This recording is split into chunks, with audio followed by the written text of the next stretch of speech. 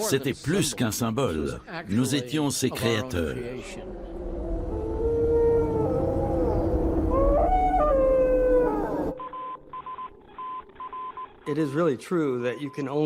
Il est vrai que cette exploration du système solaire par Voyager, c'était une grande première. Nous avons eu la chance inouïe de pouvoir réaliser ce rêve. Dans 50 ans, on prendra conscience que Voyager a été le grand projet scientifique du XXe siècle, la grande mission.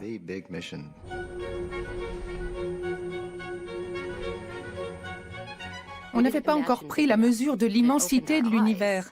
Et Voyager nous a ouvert les yeux.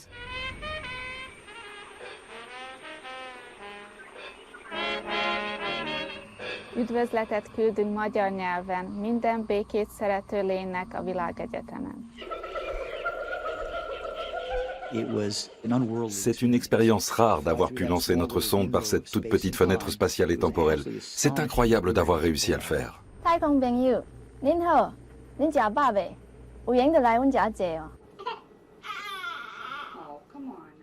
On a créé un vaisseau intelligent qu'on a propulsé dans l'espace.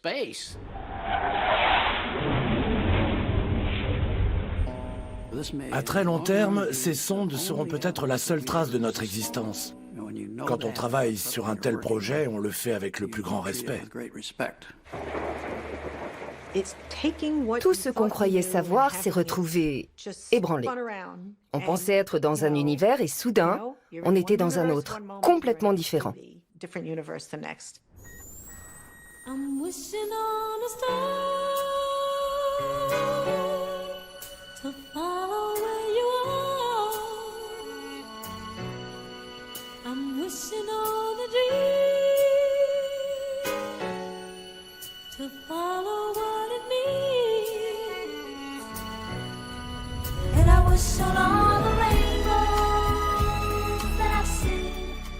Lorsqu'on a annoncé récemment que Voyager 1 avait pénétré dans l'espace interstellaire, c'était un peu comme si l'humanité était devenue une espèce interstellaire, comme si l'éternité lui avait ouvert ses portes.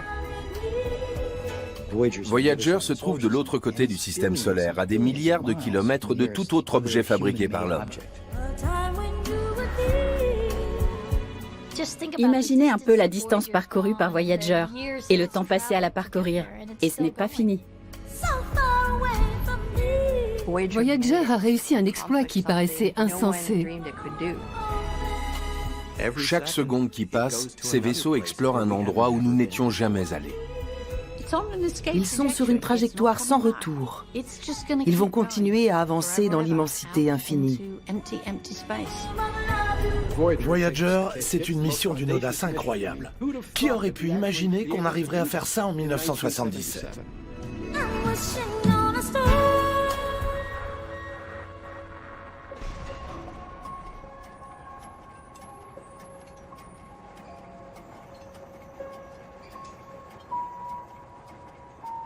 On avait quelques connaissances grâce aux observations au télescope. C'était fou. Qu'est-ce qu'on savait en fait? Que ces planètes étaient toutes des géantes gazeuses, constituées pour la plupart d'hydrogène et d'hélium, avec un peu de méthane. On savait qu'il y avait des vents sur Jupiter. On connaissait la grande tache rouge. On savait aussi qu'il y avait un rayonnement emprisonné, donc un champ magnétique. On savait que Jupiter avait 4 lunes. Io, Europe, Ganymède et Callisto. C'est ce qui avait convaincu Galilée que Copernic avait raison et que le Soleil était au centre du système. On savait que les planètes extérieures avaient des satellites, parce qu'on les voyait tourner. Mais tout le monde pensait que ce n'étaient que des boules de glace cabossées, un peu comme sur les hauts plateaux de la Lune, criblés de cratères d'impact. Et cette idée était tellement répandue qu'on n'a même pas pensé à intégrer des géologues à la mission Voyager.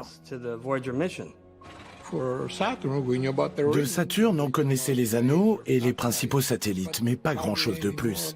Et tout ça était assez flou. Personne ne s'était approché de ces planètes extérieures. La mission Pioneer était passée non loin de Jupiter et Saturne, mais c'était avec des caméras très rudimentaires, on n'avait pas beaucoup d'images, et l'instrumentation n'était pas très développée. Les missions Pioneer avaient servi avant tout à voir si des vaisseaux pouvaient passer sans dommage la ceinture d'astéroïdes. Aujourd'hui, on a appris beaucoup de choses qu'on ne savait absolument pas à cette époque. Et cela vaut aussi pour Uranus et Neptune qui sont très éloignés.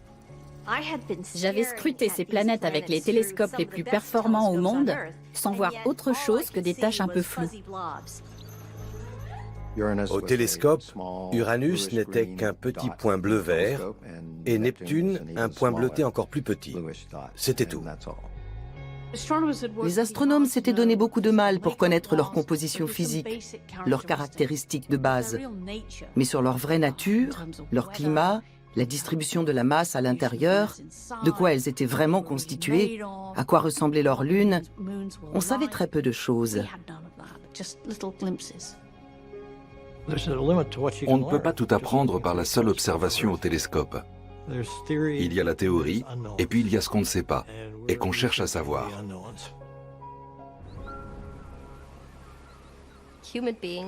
Nous, les êtres humains, avons cette particularité de toujours chercher à savoir ce qu'il y a au bout du chemin. C'est comme un besoin inné propre à notre espèce.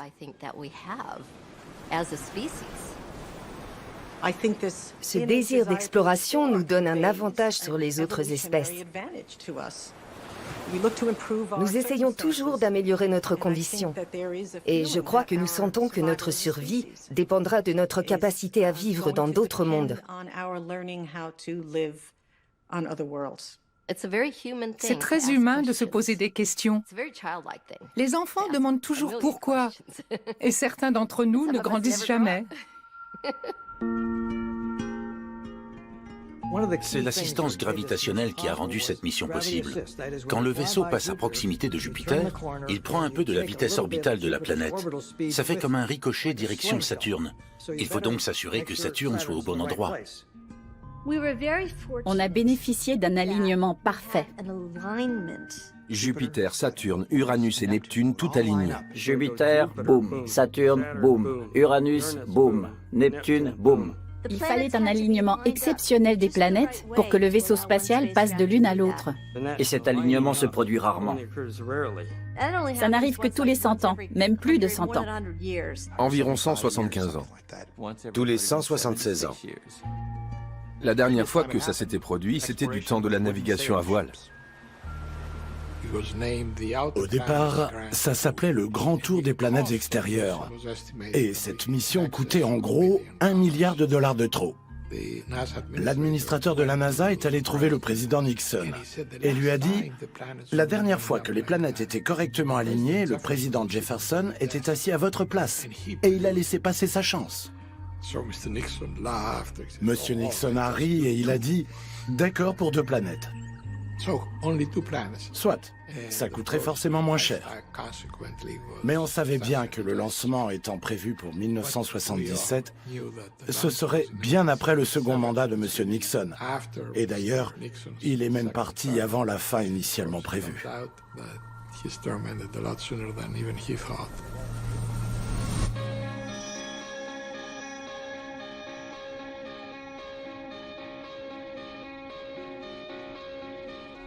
Le projet Voyager a démarré en juillet 1972 avec 11 différentes équipes scientifiques. Et l'objectif était qu'une des 2 sondes parvienne à dépasser Saturne. Mais on savait tous d'emblée qu'on ferait notre possible pour étendre la mission à Uranus et Neptune.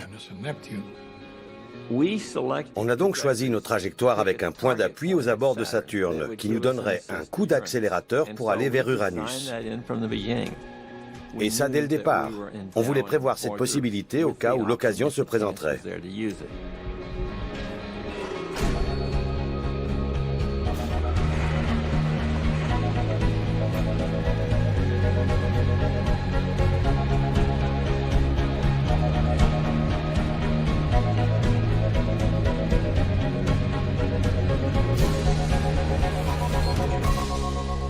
On ne voulait pas que la conception même du vaisseau soit une entrave pour aller au-delà.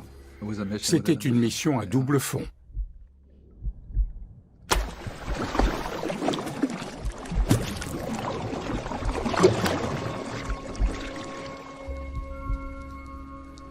Le disque doré était en quelque sorte le cœur battant du vaisseau.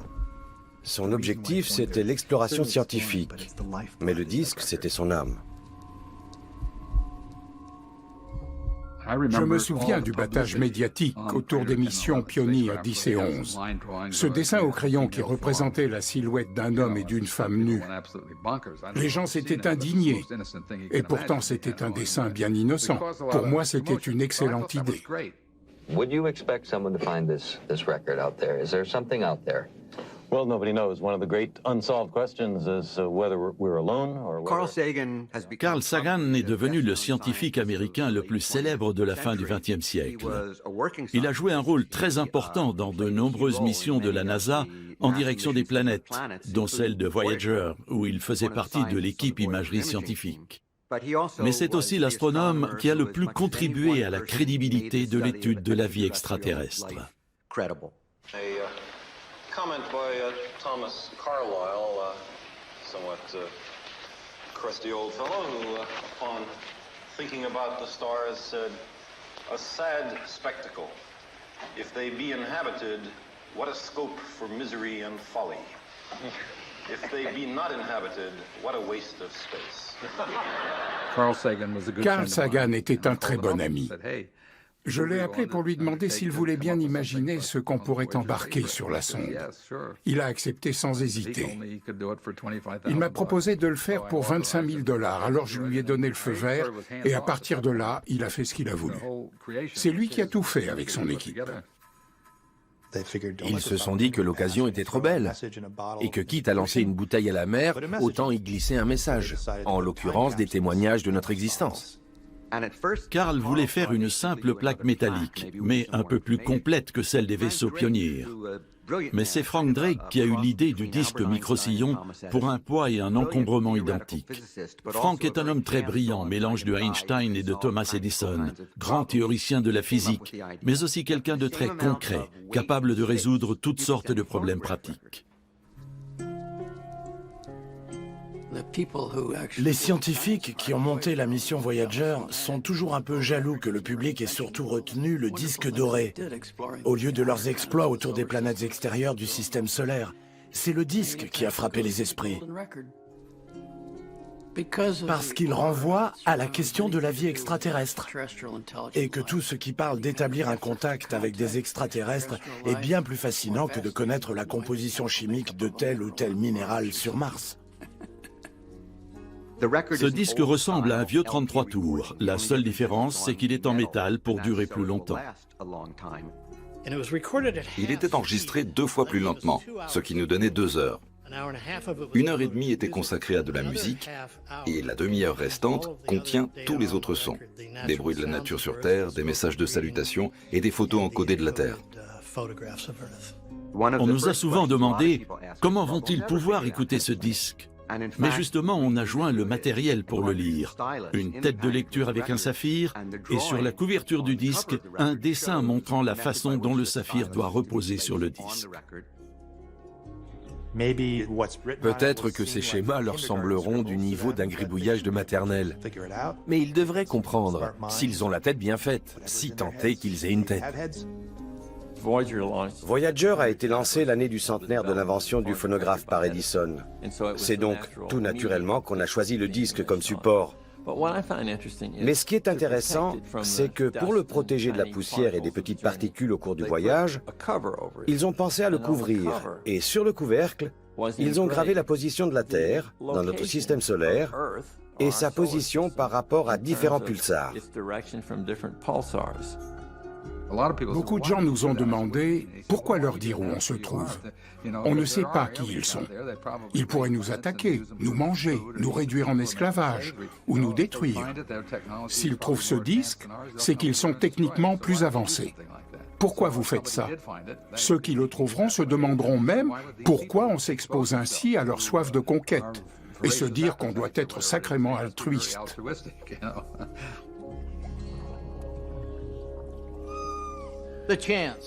Il y a peu de chances que des intelligences supérieures se disent « Tiens, un objet magnétique vient vers nous.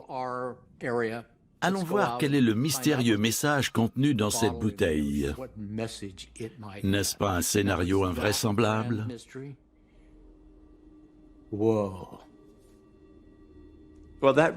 C'est toujours la même question. Est-ce qu'il y a du monde là-bas?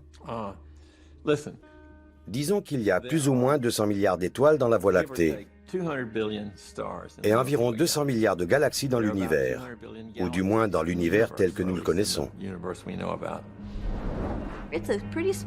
C'est un bien petit vaisseau pour un si grand univers.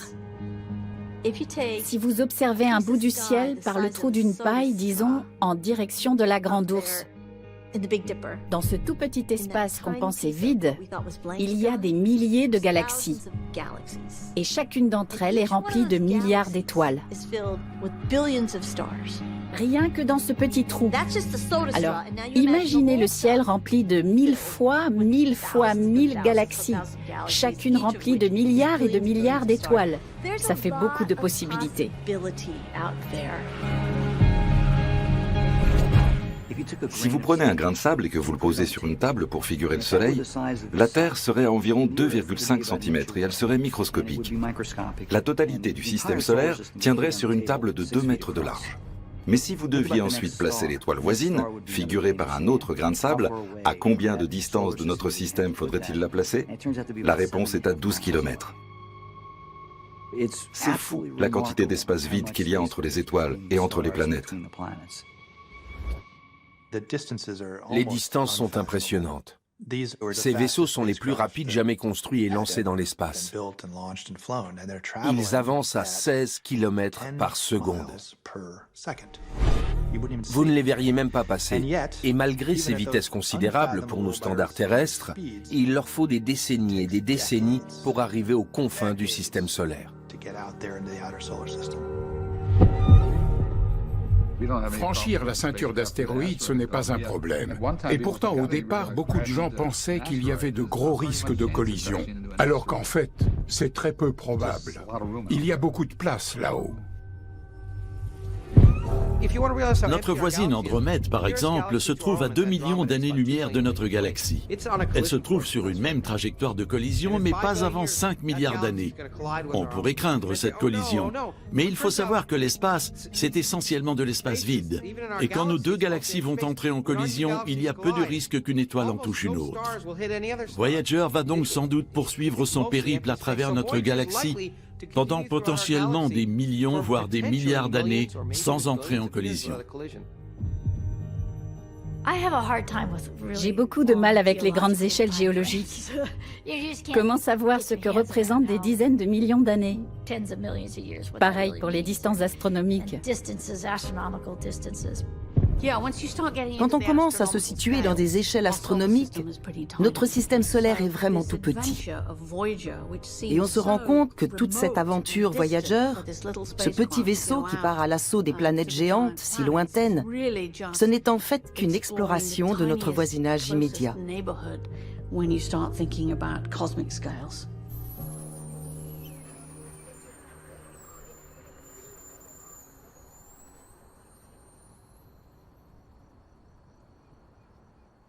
Les deux vaisseaux ont été construits dans le Jet Propulsion Laboratory, un centre de recherche fédéral qui fait partie de l'Institut de technologie de Californie. Ce que j'admire le plus chez les ingénieurs qui ont mis au point Voyager, c'est qu'ils ont absolument tout envisagé, même le plus improbable. Ce sont vraiment des gens qu'on a tout intérêt à emmener quand on part en camping. Ils anticipent tous les problèmes possibles et imaginables. Et s'il y a tel insecte, et si les tentes prennent l'eau, et si on n'a plus de gaz, et si on n'arrive pas à allumer le feu. Quand on envoie un vaisseau dans l'espace, il n'y a pas de dépanneuse, pas moyen de le rapatrier. Il vaut mieux avoir tout envisagé, ou alors c'est la fin du voyage.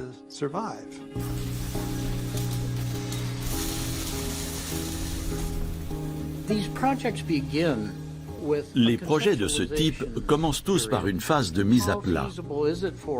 Qu'est-ce qui est vraiment faisable? On ne savait pas à quoi le vaisseau allait ressembler.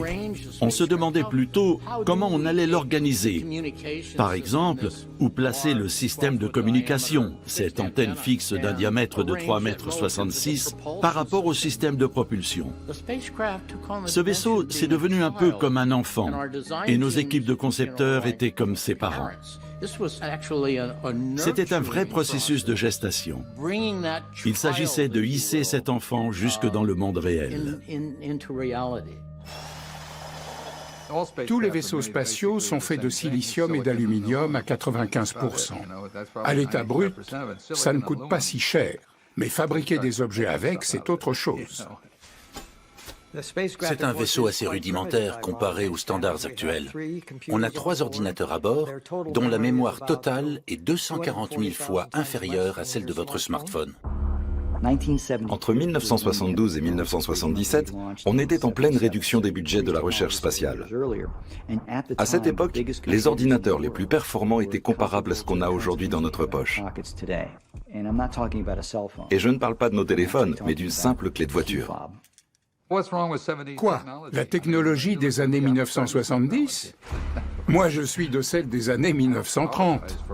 Elle avait ses limites, mais on n'a pas à en rougir, et surtout, on en a tiré le maximum. Voyager pèse 800 kg. Le diamètre de son antenne parabolique principale est de 3,66 m, un maximum pour l'époque. Il y a le corps principal à 10 côtés qui renferme toute l'électronique et les ordinateurs. Et de là partent toutes sortes de perches et d'extensions. Il y a les pieds qui le reliaient à la fusée, un bras très long équipé d'un magnétomètre, un autre avec le générateur électrique au plutonium qu'il faut tenir éloigné du vaisseau, sinon il risque de l'irradier, et un autre bras portant les caméras et autres instruments. Ce sont les yeux en quelque sorte, l'antenne étant les oreilles.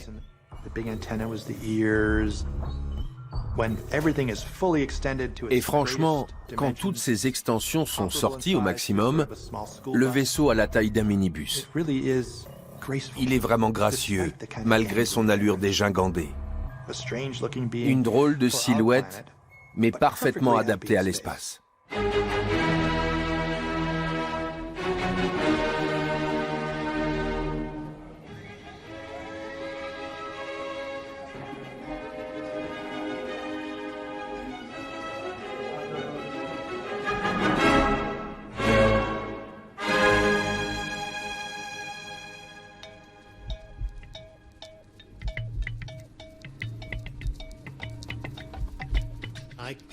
Dans ma carrière, je n'ai produit qu'un disque, dont les 2 seuls exemplaires ont été envoyés dans l'espace. Est-ce que ça fait de moi un producteur? La fenêtre de lancement a été choisie. Il fallait un certain alignement de planètes, et pas question d'attendre quelques jours de plus que le disque soit prêt. On a eu 6 semaines pour le faire et c'est ce défi qui a le plus marqué les esprits. Comment s'y prendre pour expliquer l'humanité à des extraterrestres en si peu de temps?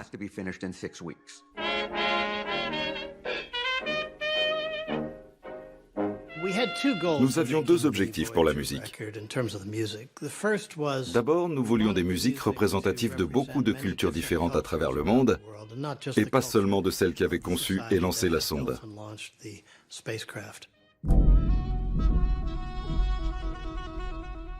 L'autre critère, c'était que ce soit un bon disque. C'est un message très personnel, pas le fruit d'un travail collégial, beaucoup trop bizarre.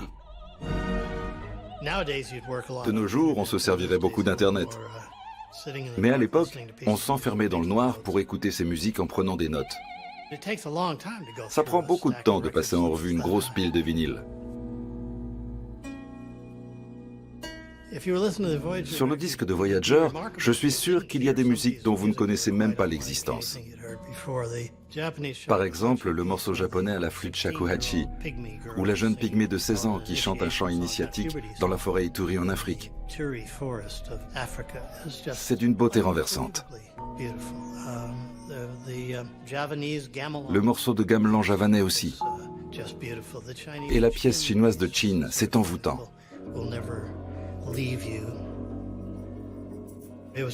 Quelle aventure pour l'esprit! Bien sûr, on est parti à la chasse aux disques rares. Je me souviens de l'arrière-boutique d'un magasin d'électroménager indien à New York qui vendait quelques disques traditionnels. C'est là qu'on a trouvé un raga qu'on a fini par mettre sur le disque.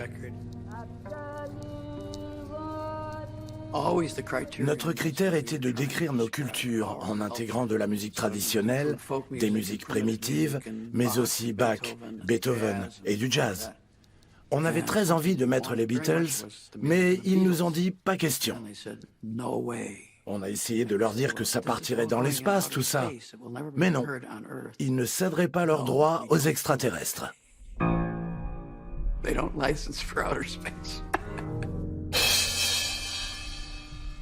J'aurais beaucoup aimé mettre un morceau de Bob Dylan, mais il n'y avait de place que pour un seul morceau de rock contemporain.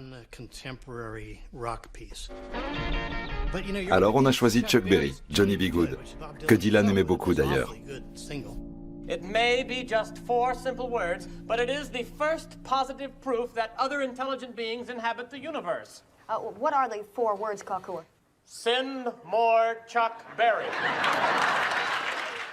Le monde est plein de musique géniale, et il va sans dire qu'il y en a largement plus que sur le seul disque de Voyager. Ce qui est plutôt une bonne nouvelle. Imaginez un peu vivre dans un monde où il n'y aurait que 90 minutes de musique potable.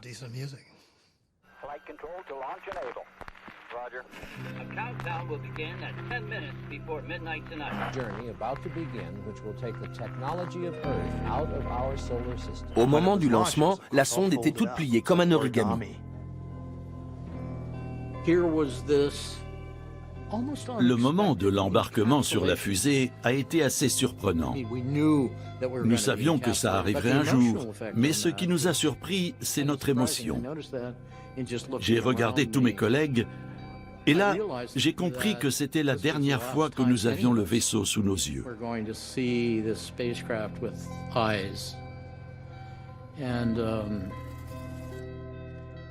Je dois dire que c'était une expérience très émouvante.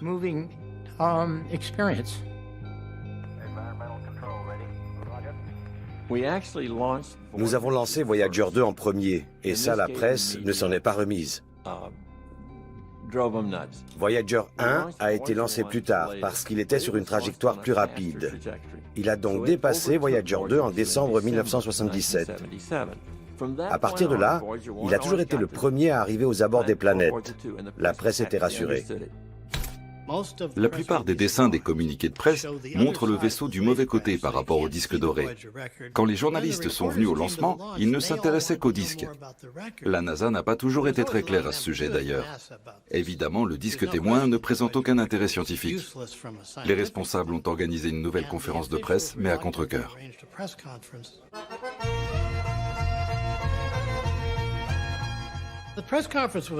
Vraiment, c'était un peu ridicule. Cette conférence avait été organisée dans une grande salle de réception, mais coupée en deux par une sorte de paroi en accordéon. Et dans l'autre partie de la salle, on célébrait un mariage polonais. On a fait toute la conférence de presse au son des flonflons. Mais le public a bien compris l'enjeu.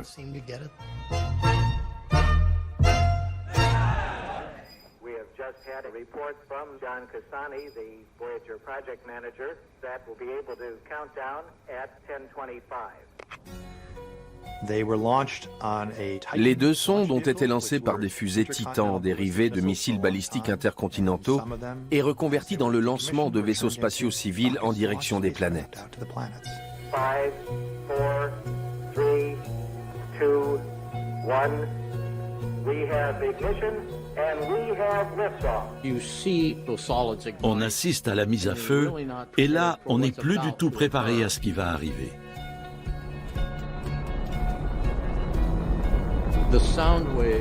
Il y a ce bruit assourdissant et ces vibrations intenses.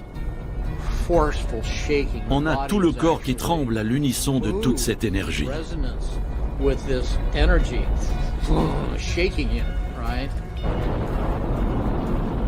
On sautait dans tous les sens. On se prenait dans les bras. On était tellement heureux d'avoir réussi. La fusée avait bien fonctionné, ce qui n'est jamais gagné d'avance. On était installé très loin de la fusée parce qu'on ne sait jamais, ça peut exploser. On retient un peu son souffle. On veut voir le moment précis où le vaisseau se détache de la fusée pour partir dans l'espace. Quand on l'a vu se détacher, on s'est tous dit, voilà, il est parti, notre ambassadeur pour les 5 milliards d'années à venir. J'étais là, du haut de mes 7 ans, je le regardais partir et je me disais, tiens, il y a un petit bout de moi là-dedans. Ça n'avait pas trop de sens pour moi, mais bon. Allez, au revoir.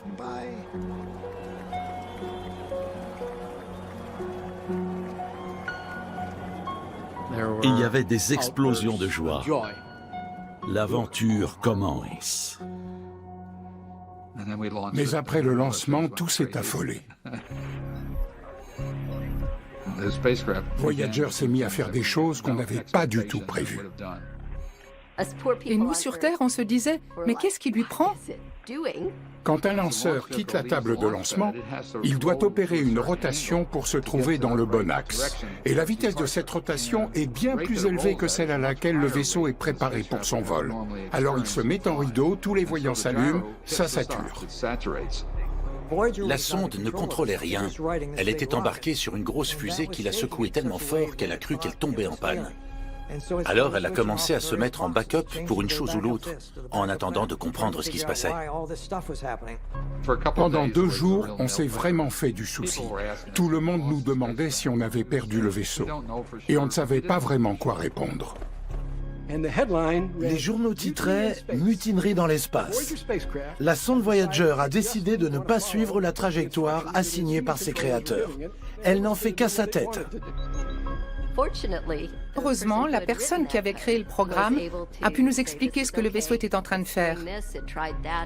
Et ça a rassuré tout le monde.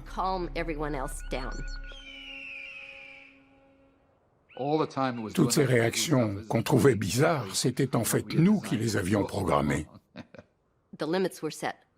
C'est simplement que nous avions fixé des limites trop étroites.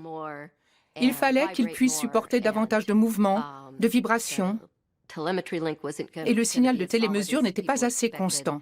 Bref, tous ces petits problèmes survenus sur Voyager 2 ont été réglés pour Voyager 1.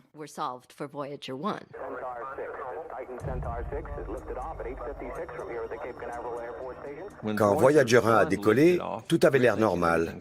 Et puis on a commencé à entendre des conversations sur le canal du lanceur. Quelque chose n'allait pas. J'ai regardé Charlie, il avait l'air inquiet. Je lui ai demandé ce qui se passait. Il m'a dit « Je ne sais pas, mais ça ne me dit rien qui vaille ». Il y avait une fuite de carburant dans le lanceur. Pendant la combustion, il s'échappait à l'extérieur. Et c'est pour ça que la phase 2 du lancement n'a pas pu fournir sa poussée maximum. L'étage supérieur de la fusée, qui est un Centaure utilisant de l'hydrogène liquide couplé à de l'oxygène, a dû compenser. C'est l'étage Centaure qui assure le guidage. Il sait lorsqu'il n'est pas à la bonne vitesse.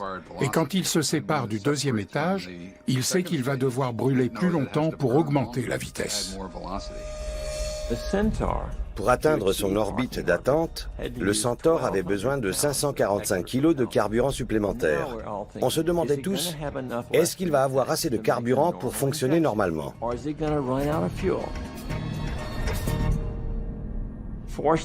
Heureusement, il avait 3 secondes et demie de poussée avant la panne sèche. Voyager 1 a réussi son coup à 3 secondes et demie près. S'il n'avait pas eu assez de vitesse pour atteindre Jupiter, il ne serait pas arrivé très loin, mais il serait reparti vers le Soleil. Et ça n'aurait pas été bon.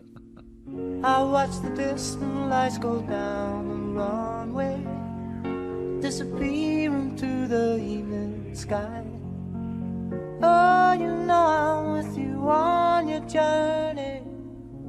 Never could say goodbye. Et puis il y a cette idée que ça ne nous appartient plus. La mission scientifique, à proprement parler, allait commencer. Mais notre rôle en tant qu'ingénieur, créateur de cette machine, était terminé.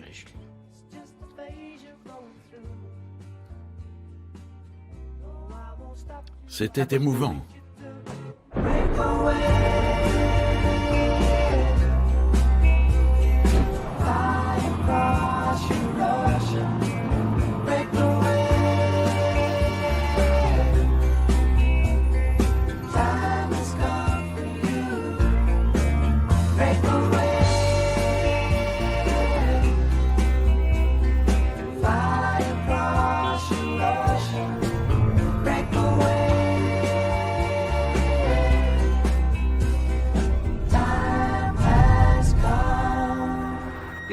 Ce qui est fou, c'est qu'il y a à peine l'équivalent d'une vie humaine, 87 ans, l'univers se limitait à une seule galaxie, notre Voie lactée, qui flottait dans un univers immuable, dans un espace éternellement vide. On ne savait pas qu'il y avait des milliards de galaxies. On ne savait pas que l'univers était en expansion et qu'il était né d'une dilatation rapide il y a 13,7 milliards d'années. Et même d'autres choses encore plus étranges, comme ce sur quoi je travaille. Le fait que la majeure partie de la masse de notre galaxie est invisible, constituée d'une particule élémentaire inconnue qui nous traverse, la Terre et nous, sans qu'on s'en rende compte. Plus étrange encore, le fait que l'espace vide est un poids. Une fois qu'on en a ôté toutes les particules et les rayonnements, ça pèse encore quelque chose. Qui plus est, c'est l'énergie dominante dans l'univers et on ne sait pas pourquoi elle est là.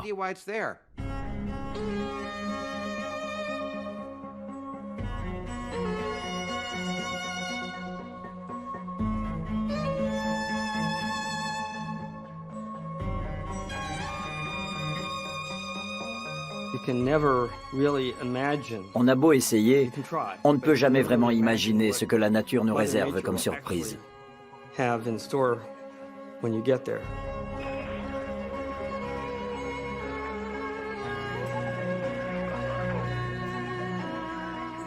Le temps a filé à toute vitesse.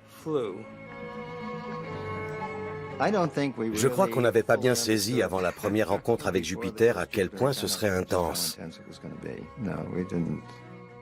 Mais on a vite compris. C'est assez intéressant. On commence à travailler sur une mission en 72. Le lancement a lieu en 77. Jusque-là, pas vraiment de travail scientifique, juste de la préparation. Et puis en mars 79, c'est l'avalanche.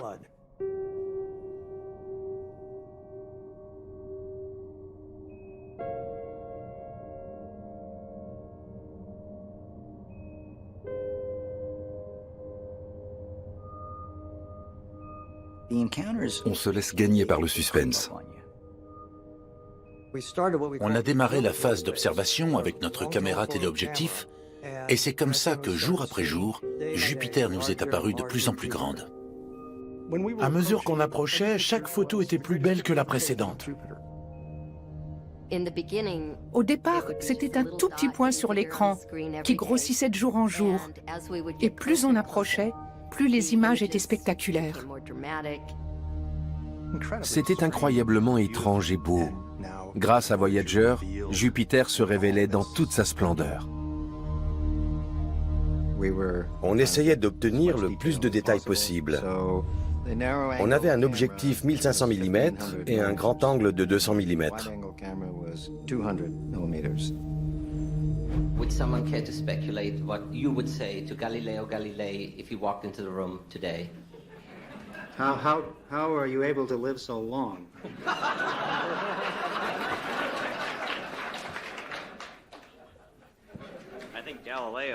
Jupiter, c'est plus de 10 fois la Terre. Elle est composée principalement d'hydrogène et d'hélium, sans aucune surface solide.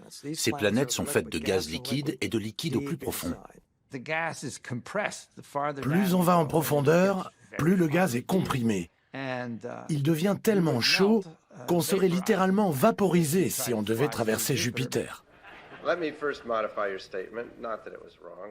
Nous, les spécialistes de sciences de l'atmosphère, on avait plus de recul parce qu'on était concentrés sur la planète, pas sur ses lunes. Et on était toujours les premiers à repérer quand il se passait quelque chose, les premiers à pousser de grands cris. Aujourd'hui encore, on n'embarque pas de détecteur couleur. La résolution est bien meilleure en noir et blanc. Quand on veut de la couleur, on traite les images, on met des filtres et on assemble tout ça pour faire une image couleur. Cette accélération, quand on se rapproche d'une planète, c'est quelque chose de très excitant. On appelait ça le tuyau à incendie. Impossible d'avoir un goutte à goutte. On est tout de suite inondé de données. On approche de Jupiter et là, on voit une tempête qui dure depuis plus de 300 ans. C'est la grande tache rouge. On y logerait 2 ou 3 fois la Terre. Vous voyez la tache? Une Terre ici, une Terre là, et tout ça tourbillonne. Moi, j'imaginais que les mouvements autour de cette tache géante seraient assez lents, comme dans du miel. Mais quand Voyager a commencé à nous transmettre des images plus rapprochées, on s'est aperçu qu'il y avait en fait une très grande activité. Ce qui n'a fait qu'augmenter le mystère. Comment ces grandes tempêtes étaient possibles avec toutes ces turbulences autour? Elle avalait des nuages, elle en crachait d'autres. On savait que c'était un vortex, mais on ne l'avait jamais vu en action.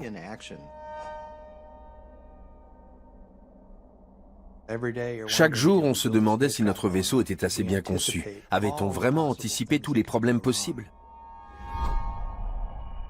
La sonde Pioneer 10 avait enregistré des rayonnements bien supérieurs à ce qu'on avait pu calculer à partir de la Terre.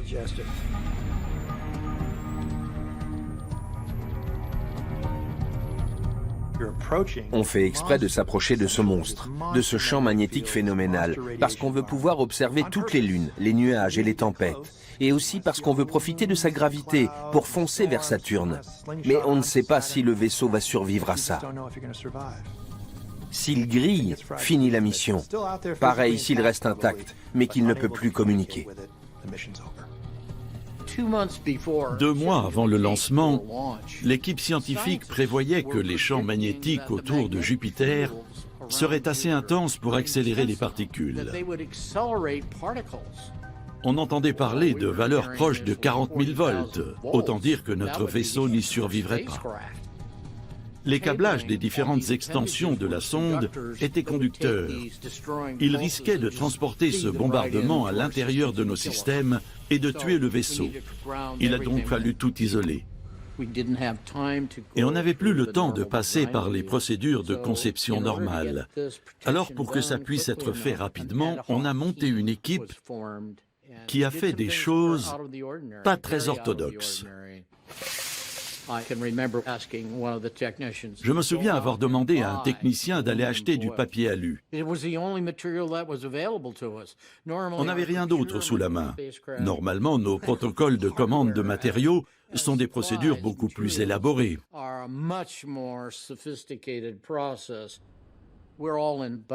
On était là, dans nos combinaisons blanches, à découper des bandes de papier alu qu'on nettoyait au chiffon et à l'alcool pour les enrouler ensuite autour de nos câbles extérieurs.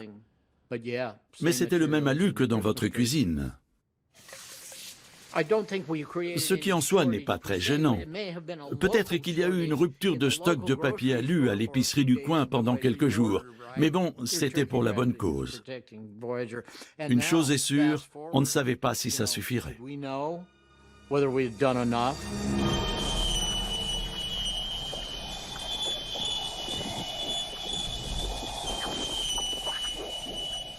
On entendait toutes sortes de sons inouïs.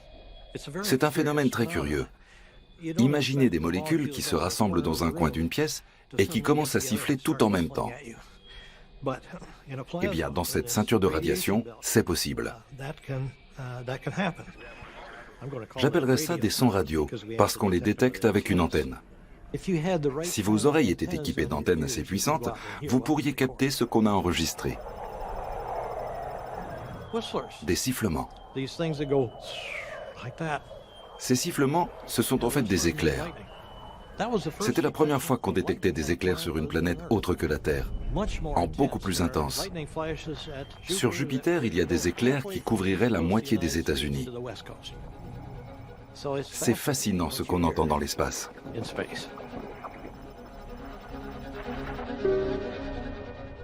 Quand on est en mission de survol, il ne faut pas se rater.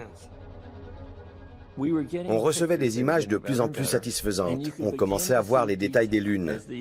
On n'avait qu'une crainte, c'était qu'elles ressemblent toutes à notre lune, qui, il faut bien le dire, est sans fantaisie. On imaginait qu'on allait trouver des boules de glace cabossées. On a commencé par Callisto, qui est en effet entièrement recouverte de cratères d'impact. Ensuite, Ganymède, qui présente des sillons et des arêtes intéressants, mais qui est aussi criblé de cratères. Puis on est passé aux deux autres. Et là, pas de cratère. C'était encourageant parce que ça voulait dire qu'on allait peut-être trouver de la diversité. On a découvert une boule de billard bien lisse, Europe, recouverte d'une croûte de glace craquelée. On aurait dit des plaques de glace en mouvement. La meilleure explication à cela, c'est qu'il y ait un océan d'eau salée sous cette croûte de glace. Un océan encore plus vaste que sur Terre, peut-être 2 ou 3 fois plus. Le plus grand océan du système solaire, et il se trouve sur un satellite de Jupiter. Et puis le clou du spectacle, c'était Io. Io, bien sûr, c'était la star, et on n'en savait rien. On l'a découvert à cette occasion. Tout le monde était rentré chez soi.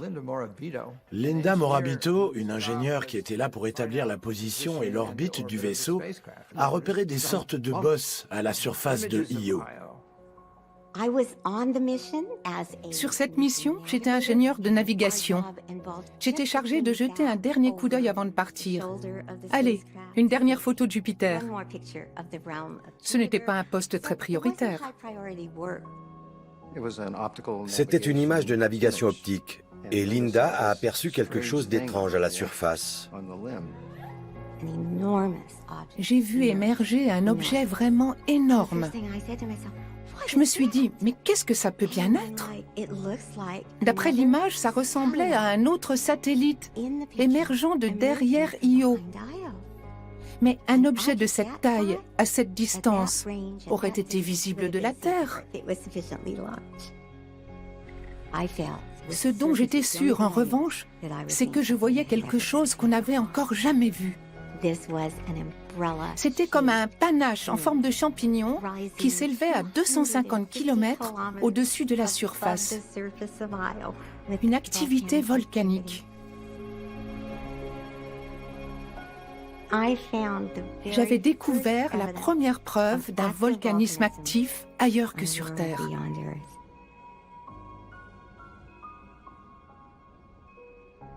C'était incroyable qu'une petite lune comme Io ait une activité volcanique 100 fois supérieure à celle de la Terre, alors qu'on pensait qu'elle était la seule du système solaire à avoir des volcans actifs. Cette expédition allait nous réserver de belles surprises. I wanted to say one other thing. We've been saying that perhaps there's some funny way in which Jupiter gobbles up all the things that are coming in and doesn't let Io be hit by any. Well, we aimed a spacecraft and went very close, and had we missed, we would have made the first impact crater. Les phases de survol des planètes durent environ une semaine, et c'est 24 heures sur 24. C'est très intense. It's intense. There will be a Voyager report in 30 seconds.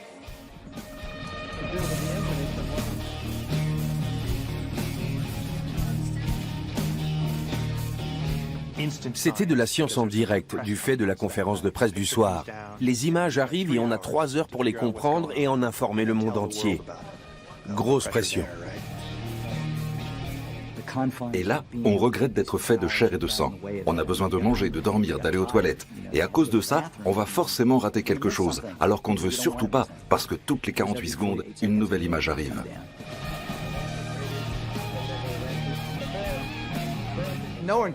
Personne ne dormait pendant ces périodes où le vaisseau survolait les planètes.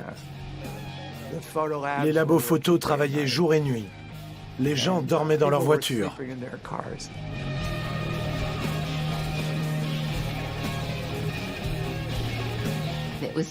On était trop excités pour dormir.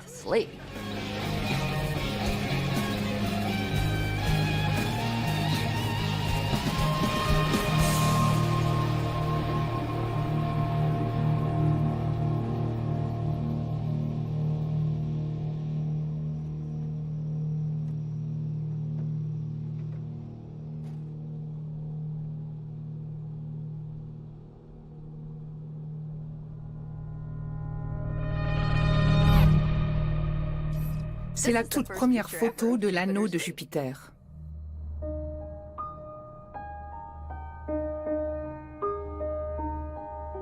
Jupiter, c'était magnifique. On allait de découverte en découverte. Rien ne se crée, rien ne se perd. Quand Voyager s'est trouvé accéléré à 56 000 km/h grâce à l'assistance gravitationnelle, la rotation de Jupiter, sur 1000 milliards d'années, a été ralentie de 30 cm. Jupiter a changé la donne. Elle a remis les compteurs à zéro. Là, on a compris qu'on passait aux choses sérieuses et que ce n'était que le début de l'aventure. Jupiter nous avait bluffés, mais ce n'était encore rien à côté de Saturne.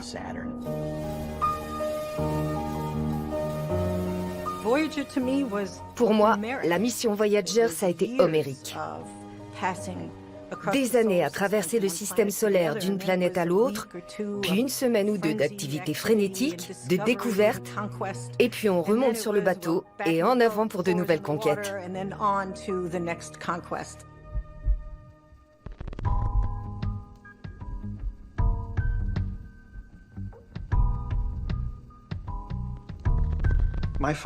Je suis le fils de Carl Sagan et de Linda Salzman Sagan, l'artiste-écrivain qui a dessiné la fameuse plaque embarquée sur la mission Pioneer et qui a rassemblé tous les messages de salutation pour le disque doré de Voyager. J'aime bien l'idée qu'elle ait réuni une sorte de chœur de voix qui salue les étoiles.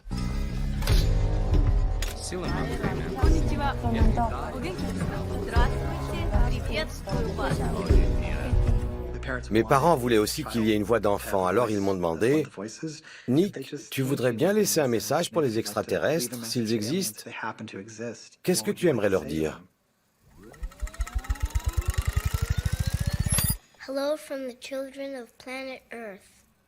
Bonjour des enfants de la planète Terre, tout simplement. Ça leur a plu? Super, on va t'enregistrer. C'est un peu flou, mais je me souviens des boutons et des aiguilles des vumètres qui vont dans le rouge quand on parle trop fort. Très 70s. Je me souviens de l'aiguille qui bougeait pendant que je parlais, qui s'approchait du rouge, mais sans y entrer. Ouf. Et puis il y a mon écriture de gamin de 6 ans qui n'a pas tellement changé d'ailleurs, et qui dit « Bonjour des enfants de la planète Terre », avec plane à la fin de la ligne et est en bas parce que je n'avais plus de place. Il y avait aussi un dessin. Aujourd'hui, je dirais que c'est un arbre, mais à l'époque, on m'a dit que j'avais voulu faire une fusée.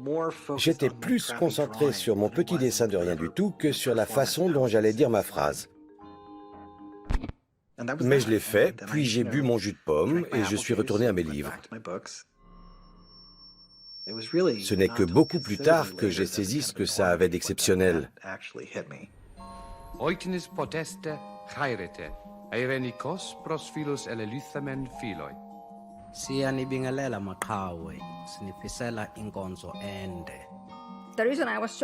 Je n'avais rien d'extraordinaire, mais je me suis trouvée là, au bon moment, et on savait que je parlais arabe. J'ai eu de la chance. J'ai dit « Pourquoi moi ?» Parce que tu parles portugais. Je n'ai reçu aucune consigne sur ce que je devais dire, seulement qu'il fallait que ce soit court. Ces salutations à l'univers, c'est un peu les ancêtres du tweet. Ça devait être court et simple, et on m'a laissé 5 minutes de préparation avant d'enregistrer. On m'a dit, on enregistre pour un vaisseau spatial. J'étais très intimidée.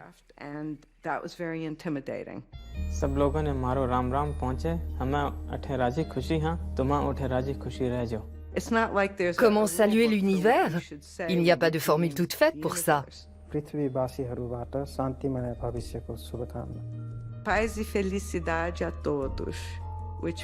veut dire paix et bonheur à vous tous.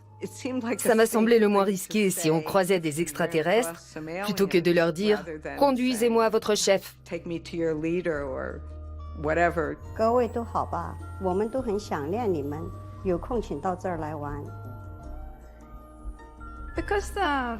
Comme le vaisseau est fait d'une matière froide, inanimée, et que le disque lui-même est en métal, je voulais que ma voix transmette de la chaleur.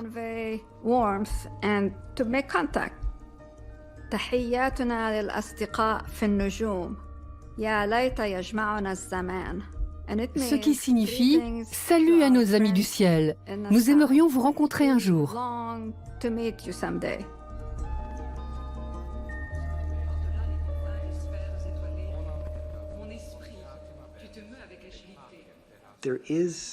Il y a une part de moi qui voyage sur ce vaisseau. Il est parti, il poursuit sa route, et quand je ne serai plus là, il sera encore en route. C'est un peu magique. Hello from the children of planet Earth.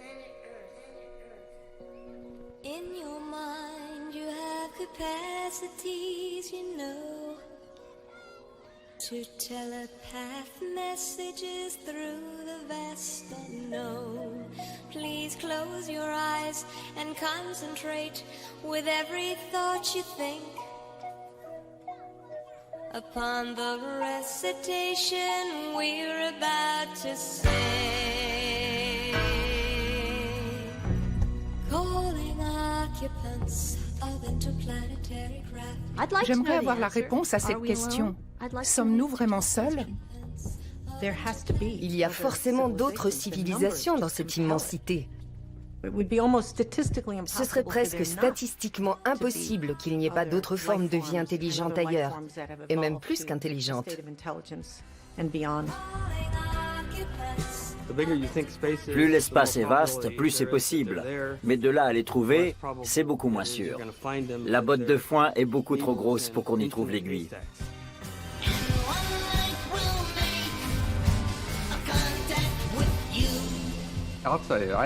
L'existence d'autres formes de vie intelligente, si tant est que nous puissions nous ranger dans cette catégorie, est tellement sûre que je vous parie qu'en ce moment même, un homme et une femme sont en train d'avoir exactement la même conversation que vous et moi.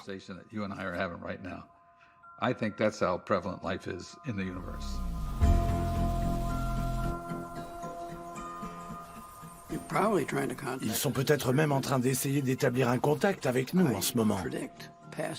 Je suis sûr qu'il y a des messages radio qui traversent cette pièce et qu'on pourrait les capter avec un équipement adéquat si on savait vers quoi diriger le récepteur et sur quelle fréquence se régler.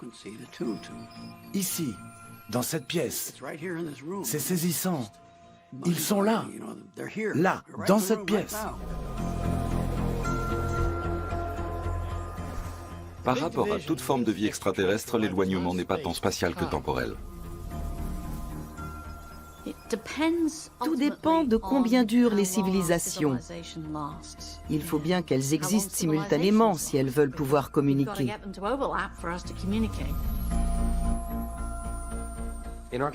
La galaxie a environ 12 milliards d'années, mais notre Soleil est plus jeune, 4 milliards d'années et demie. Il y a beaucoup d'étoiles qui sont bien plus âgées. On peut donc imaginer une civilisation ayant vécu autour d'une étoile plus ancienne et qui ait observé la formation de notre Terre. Sur ces 4 milliards et demi, ce n'est qu'au cours des 50 ou 60 dernières années qu'ils auraient pu détecter nos signaux, à la faveur d'une diffusion de Star Trek par exemple. Même si on vous dit « regardez cette étoile, regardez le troisième caillou en partant de l'étoile, c'est là que vous trouverez de la vie ». Même si vous savez où chercher, il n'y a que 50 à 60 années sur plus de 4 milliards où vous pourriez en trouver. Si nous sommes seuls, alors nous sommes vraiment uniques. Comment est-ce possible? Pourquoi nous? Et en quoi sommes-nous si particuliers tout seuls dans notre petit coin d'univers?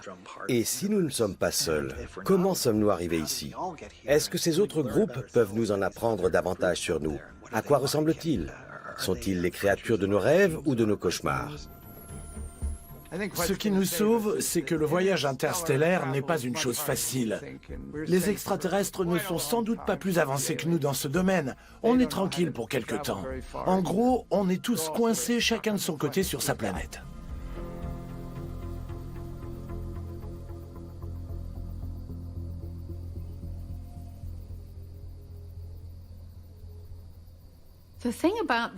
De Jupiter à Saturne, le voyage a été relativement rapide. On n'a pas vu le temps passer.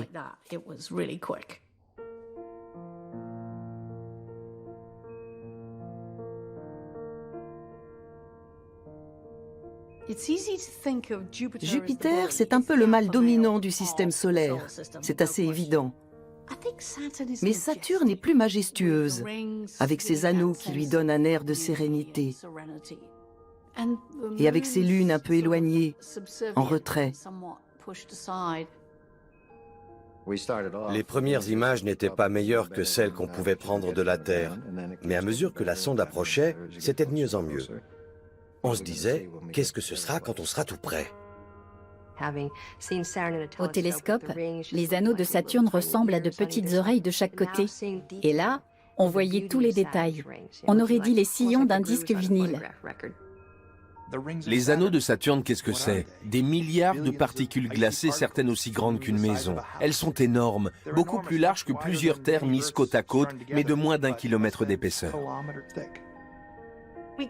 En se rapprochant des anneaux, on s'est rendu compte que c'était en fait un tourbillon d'objets, quelque chose de très complexe.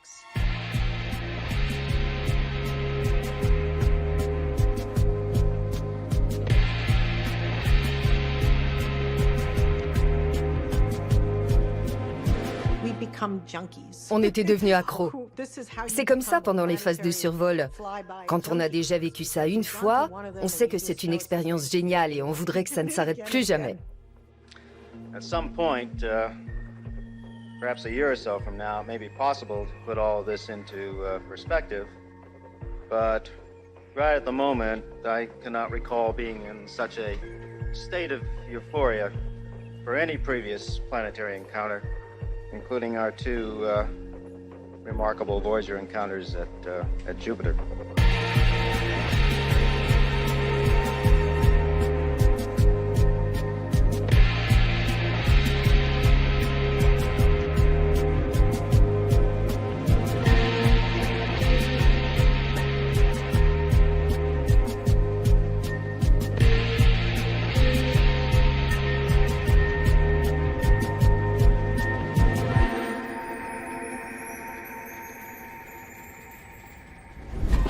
Largest moon of Saturn, Titan's the most extraordinary place. There's a dense methane atmosphere where a complex organic chemistry has been going on for perhaps billions of years, and we are in a moment of extraordinary discovery. Les deux sondes étaient programmées pour effectuer la même mission sur Saturne, la mission primordiale, l'exploration de Titan. Titan suscitait beaucoup d'intérêt scientifique, parce qu'on pense qu'au début de son existence, la Terre devait lui ressembler, avec très peu d'oxygène, beaucoup d'hydrocarbures, une atmosphère très dense et brumeuse qui, sur notre planète, a été radicalement modifiée par la vie. En gros, pour étudier les origines de la Terre, il faut étudier Titan. Si Voyager 1 réussissait sa mission sur Titan, alors Voyager 2, qui était attendu 9 mois après sur Saturne, pourrait continuer directement sur Uranus, puis vers Neptune. Mais ça dépendait du succès de Voyager 1 sur Titan. Si on voulait que Voyager 1 survole Titan, on ne pouvait plus l'envoyer vers Uranus et Neptune par la suite. Il était impossible de modifier sa trajectoire pour l'envoyer ailleurs. Voyager 2 aurait fait exactement pareil si Voyager 1 avait échoué. Et l'exploration des planètes se serait arrêtée là. Ça aurait été vraiment dommage de devoir renoncer à Uranus et Neptune pour faire un deuxième essai avec Titan. On avait beaucoup d'attentes avec Voyager 1. En gros, Titan était une boule géante de brouillard marron avec des sortes de brumes électriques bleutées au-dessus. La caméra de Voyager ne voyait pas à travers les nuages et la brume.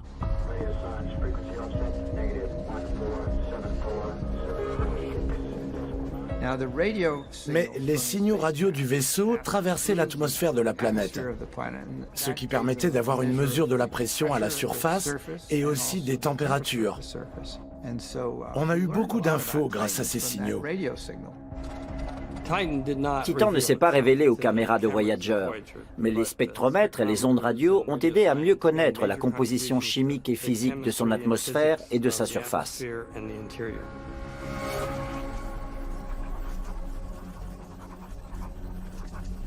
On a collecté tout ce qu'on pouvait avec Voyager 1.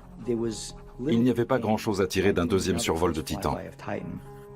Peu de temps après, les responsables de la NASA ont accepté que Voyager 2 poursuive sa trajectoire en direction d'Uranus. Voyager 1 avait rempli sa mission.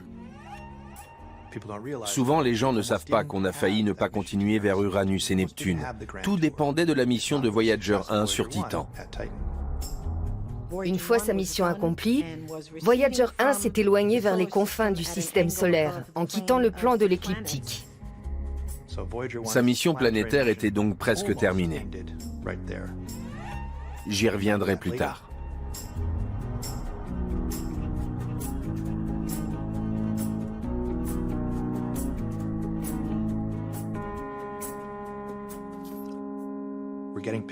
On a commencé à recevoir des images et des données de Voyager 2. Mais à un moment donné, la sonde devait passer derrière Saturne, ce qui allait nous bloquer l'accès aux signaux radio. Ça devait se passer en pleine nuit. On savait que pendant plusieurs heures, on ne serait plus en contact avec le vaisseau. On était déjà prêt à boire le champagne. On n'avait plus qu'à récupérer sur l'enregistreur les données qui n'auraient pas pu être transmises. Et au lieu de ça, on commence à recevoir des tas de signaux d'erreur en provenance de Voyager 2. Il s'était passé quelque chose de grave. C'était au moment de la traversée du plan des anneaux, et on ne recevait que des images noires.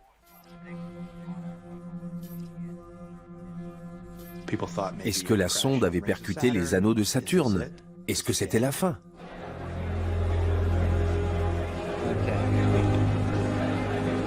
Ladies and gentlemen, we can start the briefing. I wanted to make a very brief statement.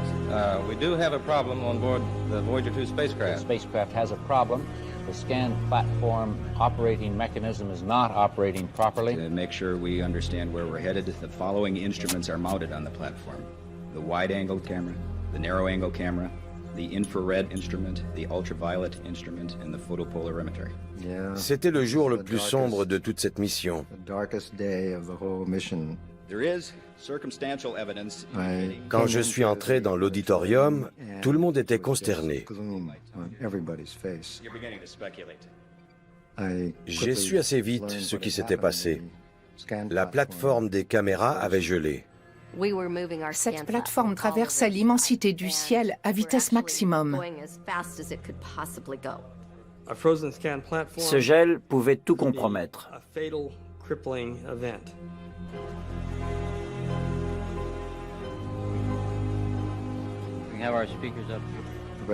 Ça voulait dire que le reste de la mission était fichu.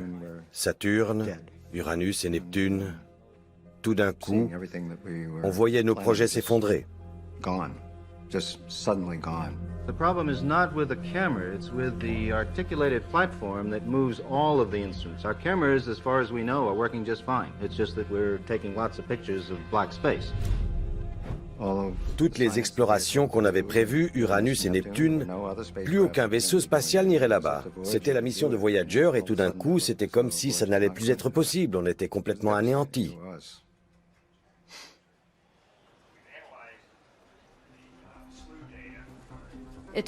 L'équipe d'ingénieurs a mis 2 jours à diagnostiquer le problème.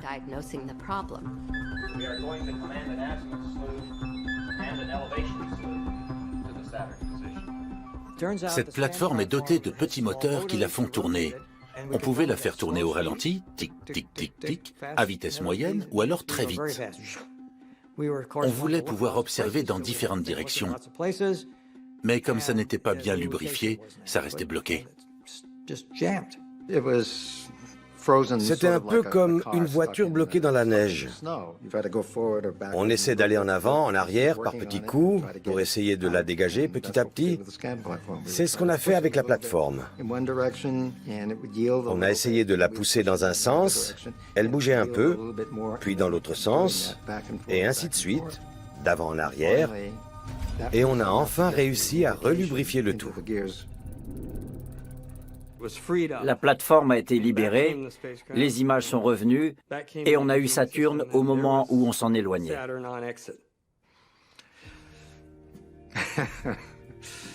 Oui.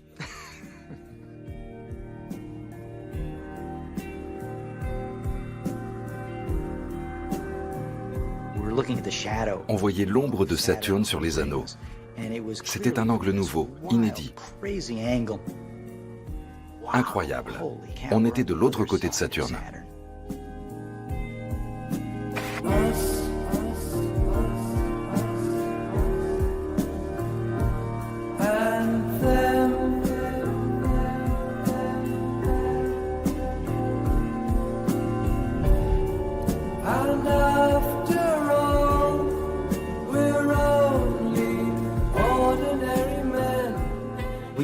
On avait l'impression d'y être. On n'en avait pas vraiment conscience. Voyager, c'était une part de nous-mêmes. Nous.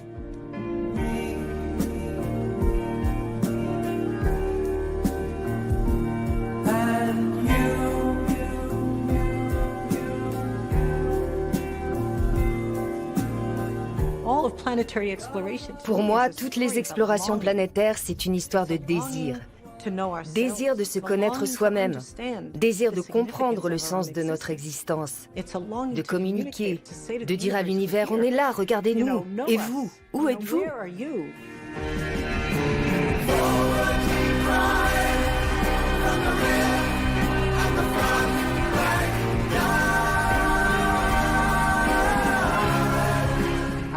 Comment s'y prendre pour communiquer avec une civilisation dont nous ignorons tout? L'hypothèse, c'est qu'on partage le même univers physique, que les lois de la physique ici sur Terre ont l'air de s'appliquer partout ailleurs. Il se peut donc qu'on puisse communiquer assez facilement sur la science et les mathématiques. Les hommes partagent tous l'amour de la musique. C'est ce que dit le disque. On aime ça, on vous l'envoie, c'est notre cadeau. La musique, à la base, c'est des mathématiques. Dans la musique populaire, ça peut être des structures très simples, c'est de l'arithmétique. Pour une fugue de Bach, ça peut être plus complexe et plus intéressant. Les mathématiques sont un langage universel. C'est pour ça que nous avons inclus des musiques qui soient intéressantes d'un point de vue mathématique.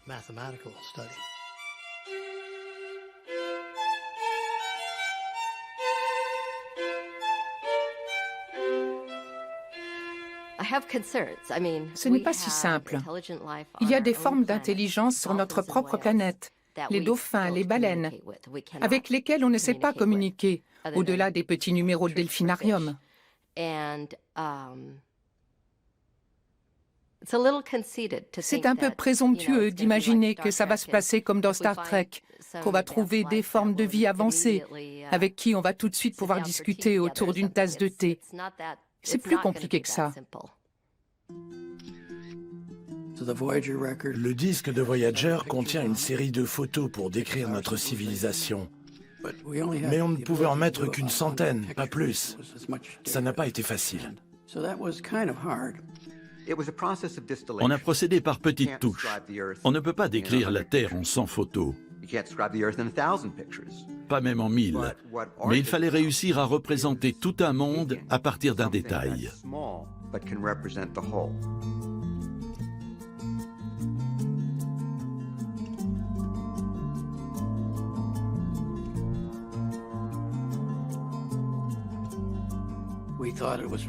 Nous pensions qu'il était très important de mettre des photos de corps nus pour montrer notre anatomie. La NASA avait déjà été très critiquée à cause de la plaque de Pioneer. Les journaux avaient reçu du courrier des lecteurs disant que la NASA envoyait de la pornographie dans l'espace. Comment faire pour montrer des corps nus sans être accusé d'obscénité? Notre réponse a été de mettre une photo de femme enceinte, parce que les femmes enceintes ne sont pas considérées comme des objets de désir. C'est donc ce que nous avons fait. Si la NASA ne laisse pas passer ça, elle ne laissera rien passer. Et de fait, elle ne laisse rien passer, car c'est la seule photo qu'elle nous a demandé de retirer. Et maintenant, il fallait 5 ans pour arriver à Uranus. Uranus will be the most remote object yet visited by a spacecraft, and it's so remote that it was not even known until 200 years ago. And it's a great distance out there, and if we'd launched directly from Earth, it would have taken 30 years to get there. So we were very fortunate that we could swing by Jupiter and Saturn on our way.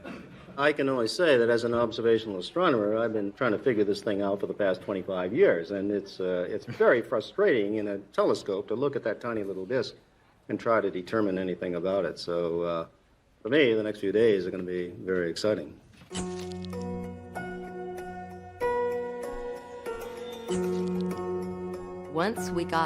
Une fois au-delà de Saturne, les ingénieurs ont dû improviser. Comment va-t-on faire fonctionner le vaisseau? Comment photographier des planètes aussi éloignées du Soleil? Voyager était le premier vaisseau de la NASA à pouvoir être reprogrammé. On pouvait supprimer tous les programmes informatiques et les remplacer par d'autres, à distance. Les ingénieurs lui ont appris à pivoter comme une danseuse. En gros, quand on veut filmer un objet qui passe trop vite, on apprend au vaisseau à pivoter entièrement comme ça pour suivre l'objet. Et même s'il faisait sombre près d'Uranus et carrément noir près de Neptune, on pouvait laisser l'obturateur ouvert sans problème. C'était génial. On a trouvé des trésors sur Jupiter et Saturne, mais Uranus, c'était l'inconnu. C'était la première fois qu'on continuait sur Uranus et Neptune. On n'avait plus qu'un seul vaisseau. On avançait presque à l'aveugle, et c'était notre dernière chance. D'ailleurs, il n'y en aura pas d'autres de sitôt. On sera tous morts avant que quiconque approche de nouveau Uranus et Neptune.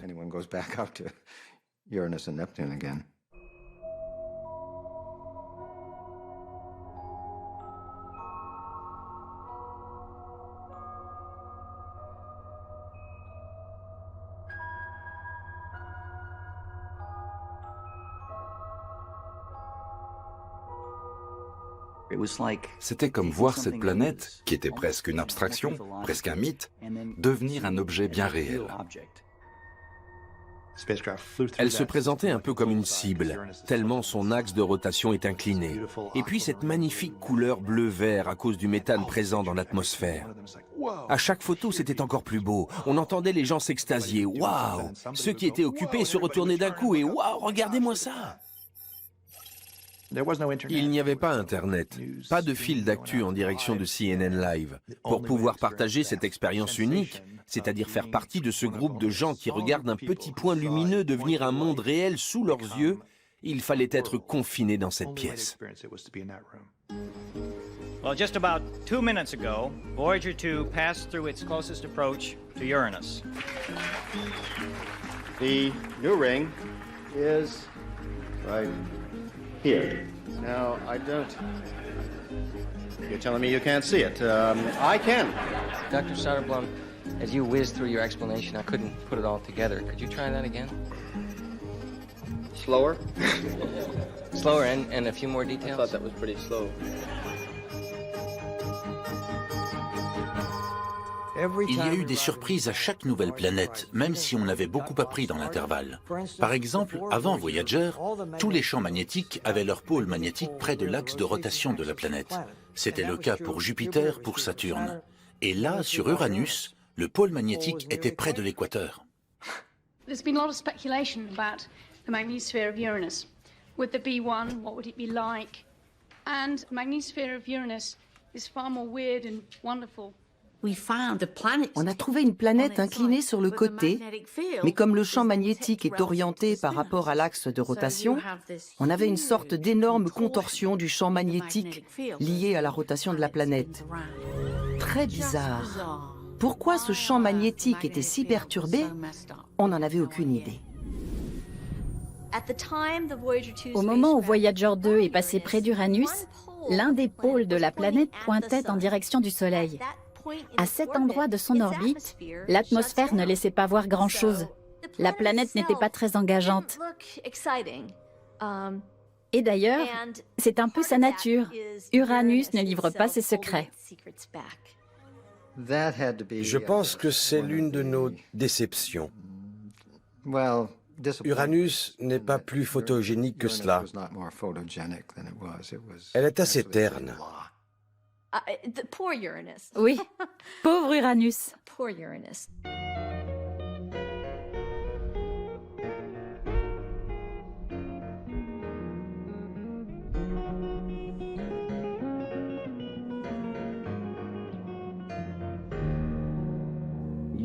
Uranus n'est pas de la même trempe que Jupiter et Saturne. Elle est toute en discrétion. Heureusement, il y avait ces lunes.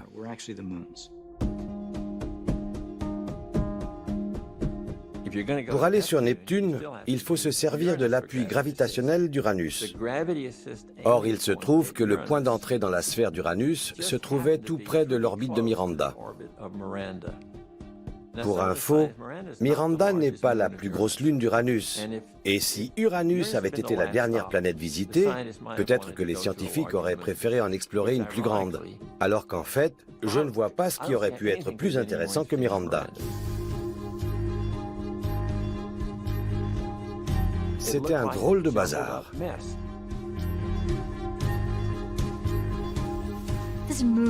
On aurait dit qu'elle avait été comme concassée, puis remise en boule à la va-vite. Un drôle de truc. On était rivés à l'écran. Non mais regarde ça, et ça.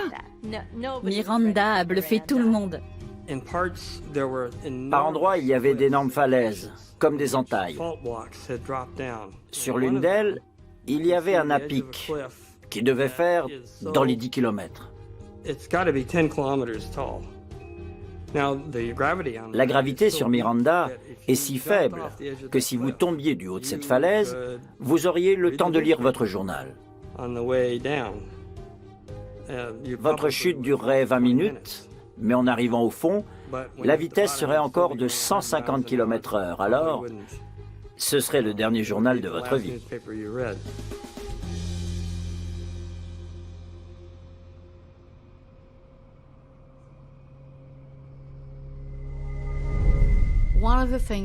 Il faut rappeler aussi que ce moment d'exploration d'Uranus était une période très triste pour nous tous. Nous étions sur le point de présenter tous nos résultats dans le cadre d'une grande conférence de presse, le bouquet final. Mais ce matin-là, je suis allée assister au décollage de la navette Challenger. We have main engine start. 4, 3, 2, 1, and liftoff. Liftoff of the 25th Space Shuttle mission, and it has cleared the tower. On s'était tous dit, allons voir le lancement, puis on ira à la conférence de presse. Mais c'était Challenger. Engines throttling up, 3 engines now at 104%. Challenger, go at throttle up. Challenger, go at throttle up.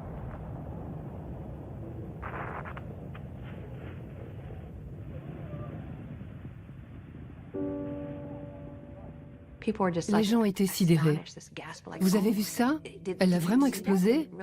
On avait interrompu notre réunion pour assister au décollage. Et là, le silence. Tout le monde pleurait. Que dire? On a su tout de suite qu'ils étaient morts. Flight throttle, go ahead. RSO reports vehicle exploded. Copy. Et bien sûr, ils ont montré ça en boucle. We have no downlink. Okay, everybody, stay off the telephones. Make sure you maintain all your data. Start pulling it together. L'accident de Challenger a eu lieu au moment où nous quittions Uranus. Je me souviens très bien de cet enchaînement d'images, le croissant d'Uranus qui s'éloigne et l'explosion de Challenger. C'était terrible. Today is a day for mourning and remembering. Nancy and I are pained to the core by the tragedy of the Shuttle Challenger. We know we share this pain with all of the people of our country. This is truly a national loss. I know it's hard to understand, but sometimes painful things like this happen. It's all part of the process of exploration and discovery. It's all part of taking a chance and expanding man's horizons. The future doesn't belong to the faint-hearted. It belongs to the brave. Reports from the flight dynamics officer indicate the impact in the water. Approximately 28.64 degrees north, 80.28 degrees west.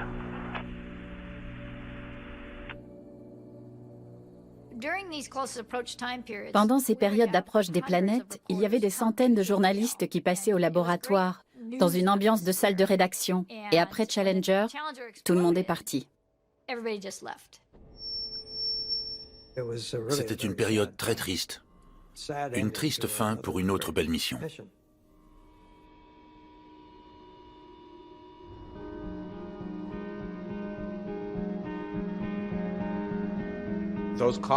Ces questions auxquelles on espère pouvoir répondre en envoyant des machines dans l'espace, ce sont les mêmes que celles que vous vous posez, que se posent les enfants.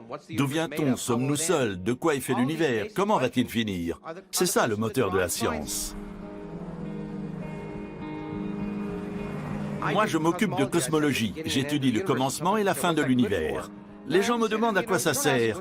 Je leur réponds toujours, vous ne vous demandez pas à quoi sert une symphonie de Mozart. Avec la science, il faut toujours une utilité. Il faut qu'elle produise de la technologie, alors que ce qui est beau dans la science, ce sont les idées. Quand on est enfant, on demande pourquoi. Mais en grandissant, on se rend compte qu'on voulait dire comment.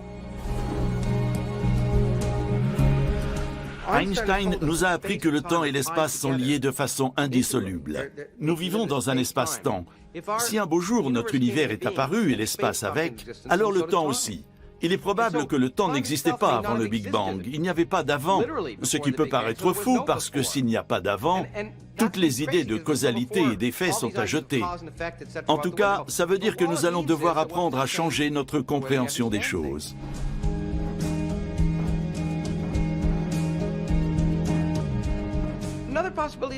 Et si notre Big Bang n'en était qu'un parmi tant d'autres qui se produisent dans ce qu'on appelle maintenant un multivers? C'est un changement de perspective qui nous rend encore plus insignifiants.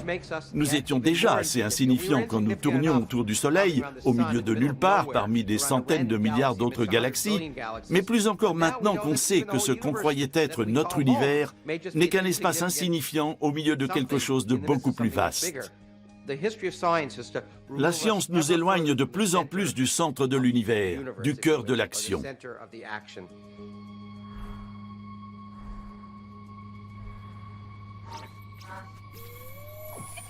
Finally, at Neptune, Voyager has begun the last of a decade's worth of encounters with the outer planets. Après ça, il a fallu 3 ans et demi pour atteindre Neptune. On a dû reprogrammer le vaisseau, lui apprendre de nouvelles parades pour fonctionner dans cet environnement encore plus sombre et plus froid. Si la Terre est située à 1 unité astronomique du Soleil, il faut savoir que Neptune est à 30 fois cette distance. Lorsque nous avons lancé Voyager, il n'y avait aucun moyen technique d'envoyer des images sur 30 unités astronomiques. Ces moyens sont arrivés après. Il a donc fallu reprogrammer le vaisseau et prévoir 2 antennes de 34 mètres pour les ajouter à une antenne de 70 mètres. On a dû utiliser la totalité du radiotélescope du Nouveau-Mexique, soit 27 antennes, pour recueillir les signaux très faibles du fait de la distance. Les survols de Jupiter, Saturne et Uranus avaient accéléré le vaisseau, qui allait maintenant encore plus vite, donc une très forte pression et une seule chance.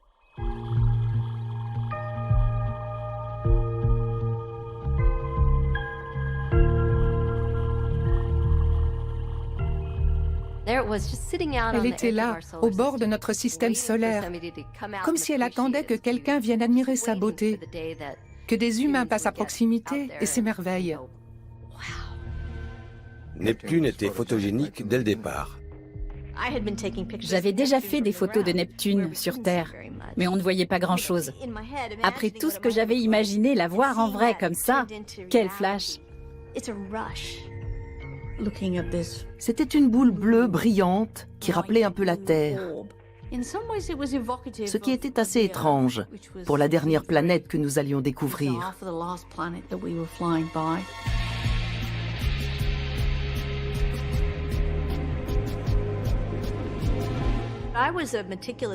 Je prenais beaucoup de notes dans des carnets avec des petits commentaires. Je faisais des croquis, une tache noire, une couche de nuages, avec des « waouh » et des points d'exclamation partout, des dessins, des flèches. Le plus surprenant, c'était une immense tache sombre. Personne ne s'attendait à la trouver là. C'était énorme, comme un trou dans la planète. On l'a donc appelée la Grande Tache Noire, parce qu'on n'est pas très inventif pour les noms.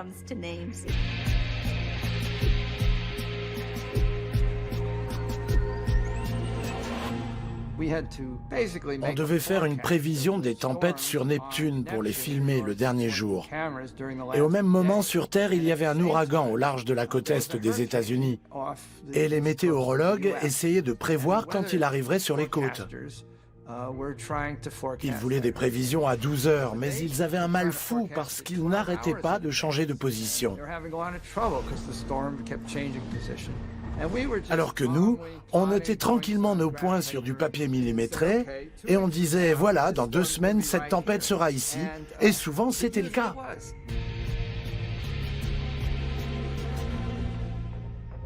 Pour Jupiter, Saturne et Uranus, l'objectif était de survoler les planètes de telle sorte que le vaisseau soit propulsé vers la suivante.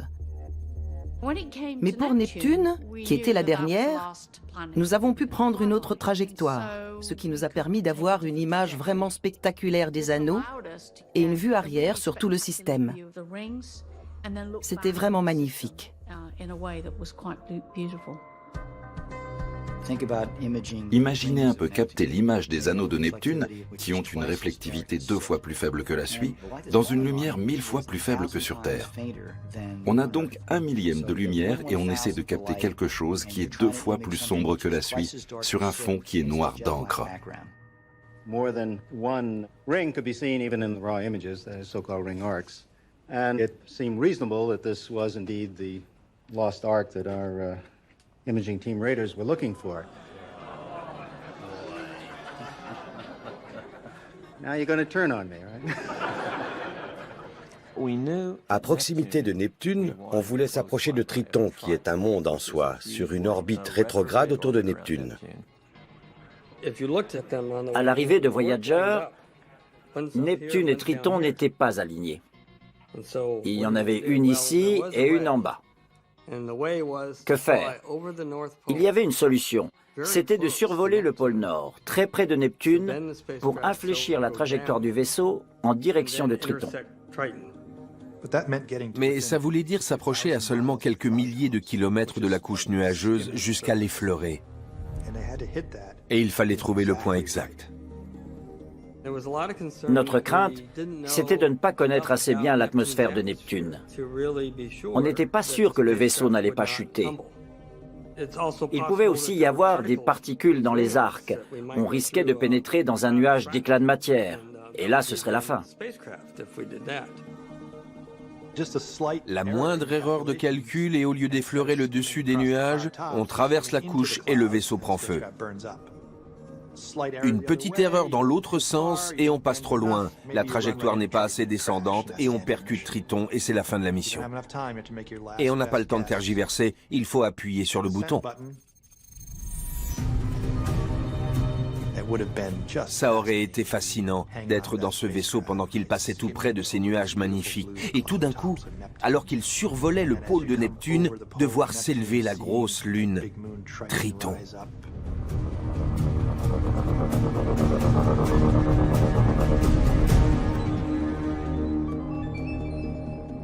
Après un voyage de plusieurs milliards de kilomètres, se retrouver à quelques kilomètres seulement de là où on voulait aller, c'est vraiment remarquable. En plein dans le mille. L'hémisphère sud de Triton est entièrement recouvert de glace d'azote. En le survolant, on a pu repérer des traces à la surface de la calotte polaire. On cherchait à assembler un puzzle représentant la surface de Triton. Mais certaines pièces ne s'alignaient pas très bien. C'était le cas de 2 traînées sombres en particulier. Larry se grattait la tête. Je ne comprends pas ce qui se passe. C'est un spécialiste mondial des planètes et des lunes et il ne comprenait pas.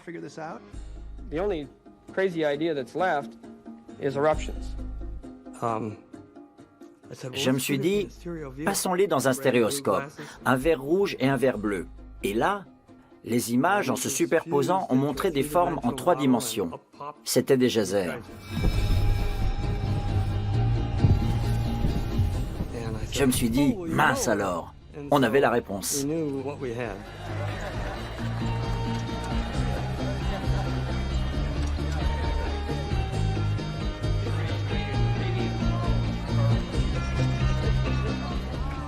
Des panaches, des geysers noirs qui crachaient quelque chose. Des jets immenses, à des kilomètres de la surface. On voyait des éruptions dans un environnement qui aurait dû être glacé, éteint. C'était le dernier endroit où on aurait pu imaginer des éruptions, sur ce satellite si éloigné du Soleil. On est à 37 degrés au-dessous du zéro absolu. Il y a donc des geysers, sous influence solaire, alors qu'on est à 30 unités astronomiques du Soleil. Qui l'eût cru?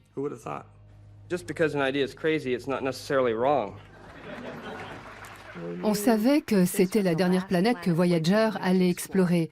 Et donc, le temps qu'on passait ensemble, en équipe, où on observait les images, où on en discutait, où on se côtoyait, ce temps-là en était encore plus précieux. Un jour, je passe devant le bureau de la secrétaire qui me dit « Candy, il y a un journaliste qui veut te voir. » Et il me dit « Le compte à rebours est en train de passer des moins au plus. » Voyager est en train de quitter Neptune. Est-ce que ça vous fait quelque chose? Et là, j'ai fondu en larmes.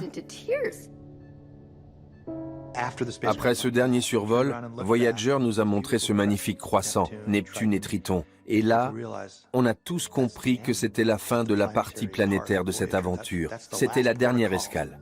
La dernière chose à voir dans notre système solaire était derrière nous.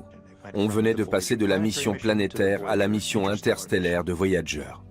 De toutes ces images, c'était la plus émouvante parce que c'était une image d'adieu.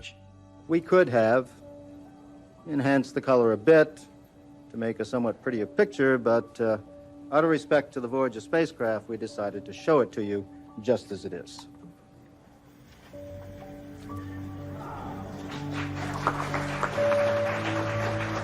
So this was Voyager's farewell to us, and it's our farewell to you.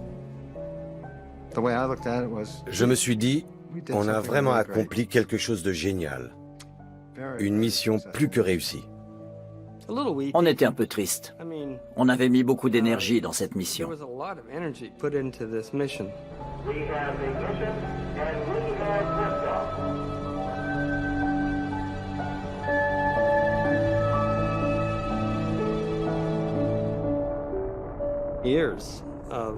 Des années d'efforts intenses.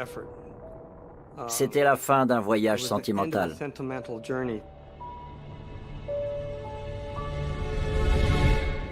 On a réussi. Mission accomplie. C'est important.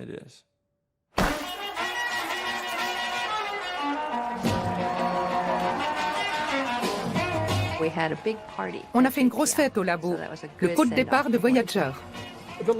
Chuck Berry est monté sur les marches de notre bâtiment administratif pour chanter Johnny B. Good en faisant le Duck Walk.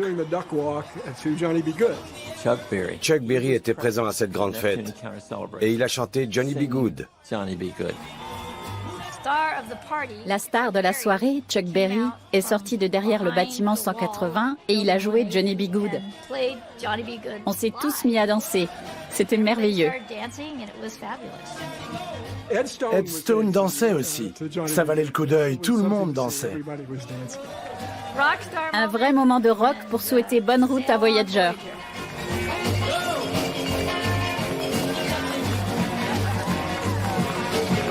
I'm going to go get some sleep, or maybe I'll do a little more dancing. Thank you very much. Luke?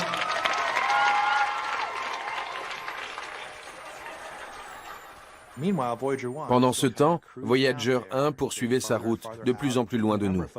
Certaines personnes de l'équipe, dont Carl Sagan, ont eu une idée avant d'éteindre les caméras. Et si on les tournait vers le Soleil pour prendre une photo de notre système solaire tel qu'on ne l'a encore jamais vu? Mais tout le monde n'était pas d'accord. Ils ne voulaient pas le faire. Ils ne voyaient pas l'intérêt de prendre une photo de la Terre, de Jupiter et de tout le reste, où on ne verrait que des points lumineux minuscules. Têtu comme il est, Carl est remonté jusqu'à l'administrateur de la NASA et il lui a demandé de mandater le laboratoire pour prendre cette série de clichés. Aucun objectif scientifique. Zéro.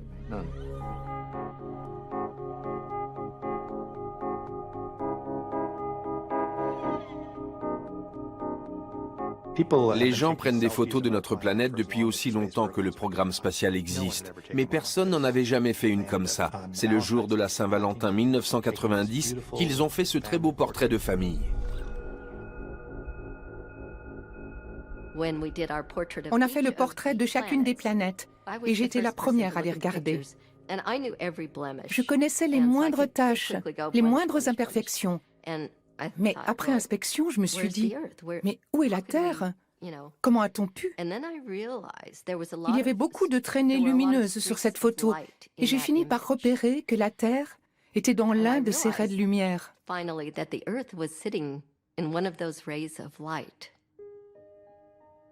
Je suis restée un long moment assise à regarder.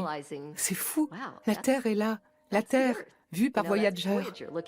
Quand j'ai été remise de mes émotions, j'ai commencé à passer des coups de fil. J'ai appelé Brad. Brad, c'est bon, on l'a. J'ai appelé Carl. J'ai appelé mon père. And so this is a different kind of milestone than the scientific milestones we've had, one that is really symbolic. En tant qu'ingénieur en imagerie scientifique, j'ai commencé par me dire « Dommage, ça n'a pas donné ce qu'on espérait ». J'ai eu le réflexe d'essuyer l'image pour enlever la poussière, parce qu'il y en avait pas mal. L'un des grains de poussière que j'essayais d'enlever, c'était la Terre.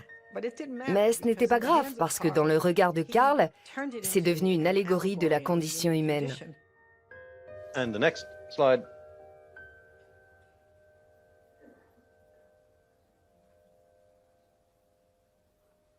The Earth in a sunbeam. In this color picture, you can see that it is in fact less than a pixel. And this is where we live, on a blue dot.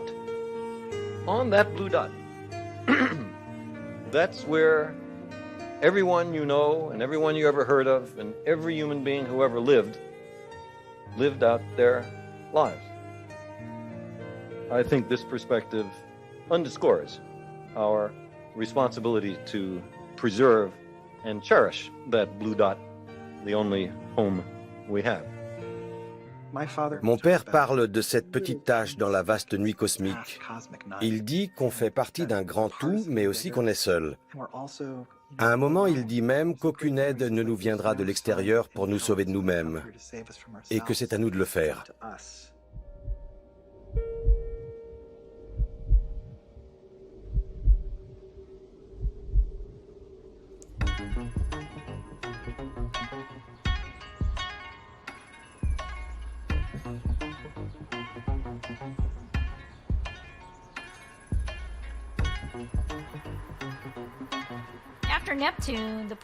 Après Neptune, le programme a continué, mais d'une façon très différente. Les sondes n'avaient plus de rendez-vous prévus, elles avançaient tout droit vers l'espace interstellaire, dont personne ne savait vraiment où il commençait.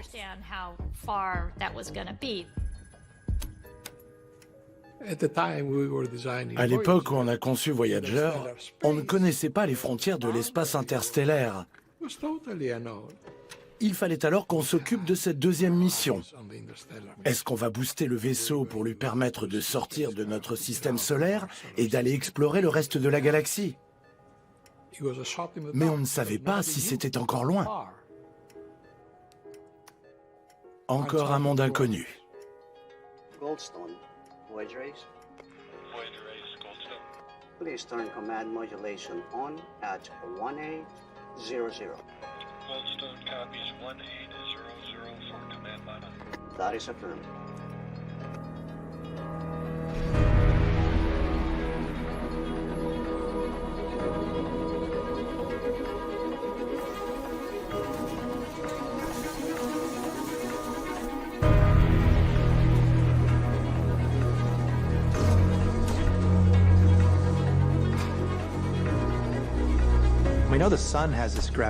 On sait que le Soleil a une influence gravitationnelle qui s'étend jusqu'à la moitié de la distance qui le sépare de l'étoile la plus proche.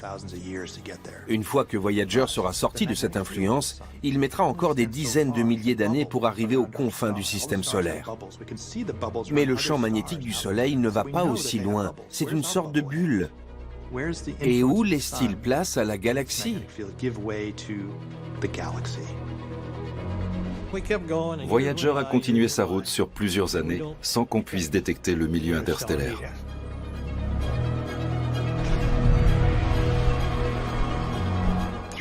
À la fin des années 1990, on n'avait toujours pas trouvé les limites de la bulle. À la fin des années 2000 non plus. Et puis enfin, en 2012, sur Voyager 1, qui est le plus rapide et donc le plus éloigné, on a commencé à voir de drôles de manifestations sur nos écrans. Le champ magnétique du Soleil était en train de changer de direction. Les particules emprisonnées n'étaient plus les mêmes. On voyait de drôles de pics. Puis tout est redevenu normal. Et puis un beau jour, abracadabra, en août 2012, tout a changé. On est sorti de la bulle. Voyager 1 a quitté notre système solaire. C'était le premier objet construit par l'homme à se retrouver dans l'espace interstellaire. Major historic announcement by NASA just a short time ago confirming the Voyager spacecraft. Voyager, as in the thing that launched way back in 1977, exploring the moons, exploring the planets. Well, it has entered interstellar space. NASA says that Voyager 1 has become the first man-made object to reach interstellar space, the cold, dark region between stars. And we've slipped the outermost grasp of our solar system with Voyager 1, the first human-made object to venture into interstellar space. C'est une sacrée réussite. Quand on y pense, c'est historique. Notre premier pas en dehors de notre bulle, cette bulle qui entoure toutes les planètes et la Terre en particulier depuis toujours. Et soudain, ce petit objet construit par nous a quitté la bulle et se retrouve dans l'espace qui sépare les étoiles. J'ai adoré ce moment.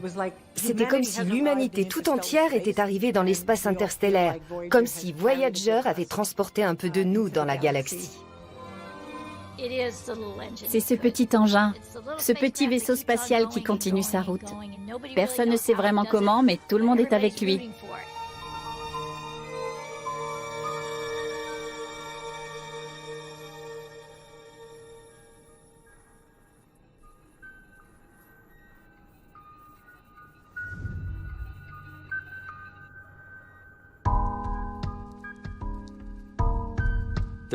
Il n'y aura plus jamais de mission de ce type. C'était la première et la dernière.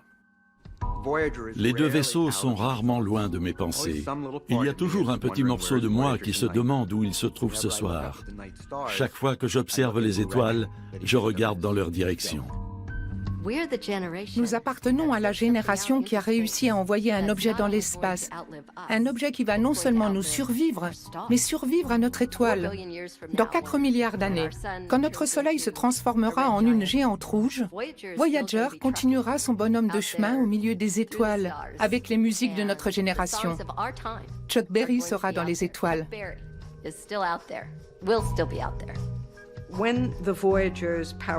Quand les sondes ne seront plus alimentées en courant et qu'elles ne pourront plus envoyer d'informations utiles, c'est là que le disque doré prendra tout son sens.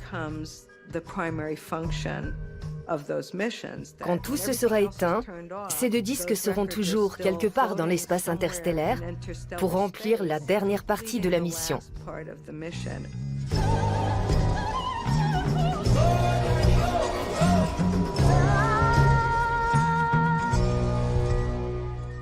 Je pense que le message, c'est le vaisseau lui-même, le vaisseau et sa technologie. Les générateurs à radioisotopes, le système de communication, tous les instruments de mesure, tout ça est porteur d'un message qui dit « les gens qui ont construit tout ça savaient ce qu'ils faisaient ». Est-ce que l'univers ou le système solaire ont changé pour autant? Non. Mais nous, avons-nous changé? Et comment? La fièvre des découvertes. Atteindre l'héliopause, réaliser le grand tour. Notre bébé est un champion. Voyager 1 et Voyager 2 vont être en orbite autour du centre de la Voie lactée avec toutes les étoiles. Tous les 250 millions d'années environ, ils accompliront un tour complet. Il n'y a pas de vent, pas d'eau, pas d'intempéries, pas de planète qu'elle risque de percuter, pas de ceinture d'astéroïdes ni de comètes.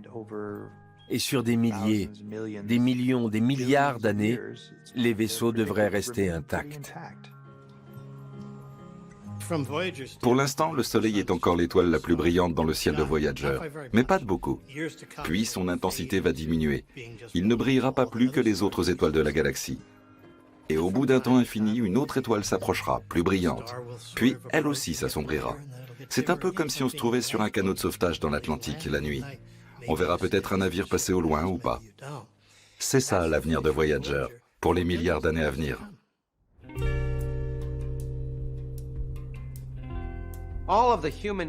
Toutes les tragédies humaines, toutes les inquiétudes qui nous agitent seront oubliées depuis longtemps. Notre existence en tant qu'espèce, nos grandes victoires, les choses qui nous semblent les plus importantes, tout ça sera oublié.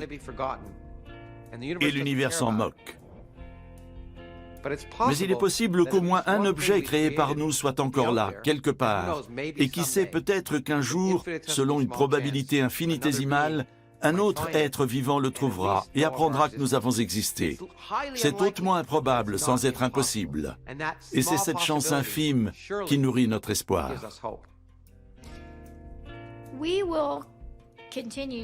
Nous allons recevoir des signaux de Voyager aussi longtemps que ce sera possible. Mais il y aura un jour où nos antennes ne capteront plus rien.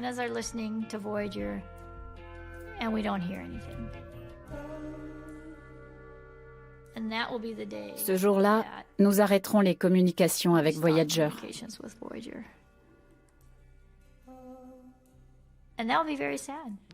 Et ce sera très triste. Quel que soit le nombre d'années qu'aura duré la mission, 45, 50 ou 55 ans, ce sera très, très triste. Ce sera le silence, sans qu'on ait pu se dire au revoir.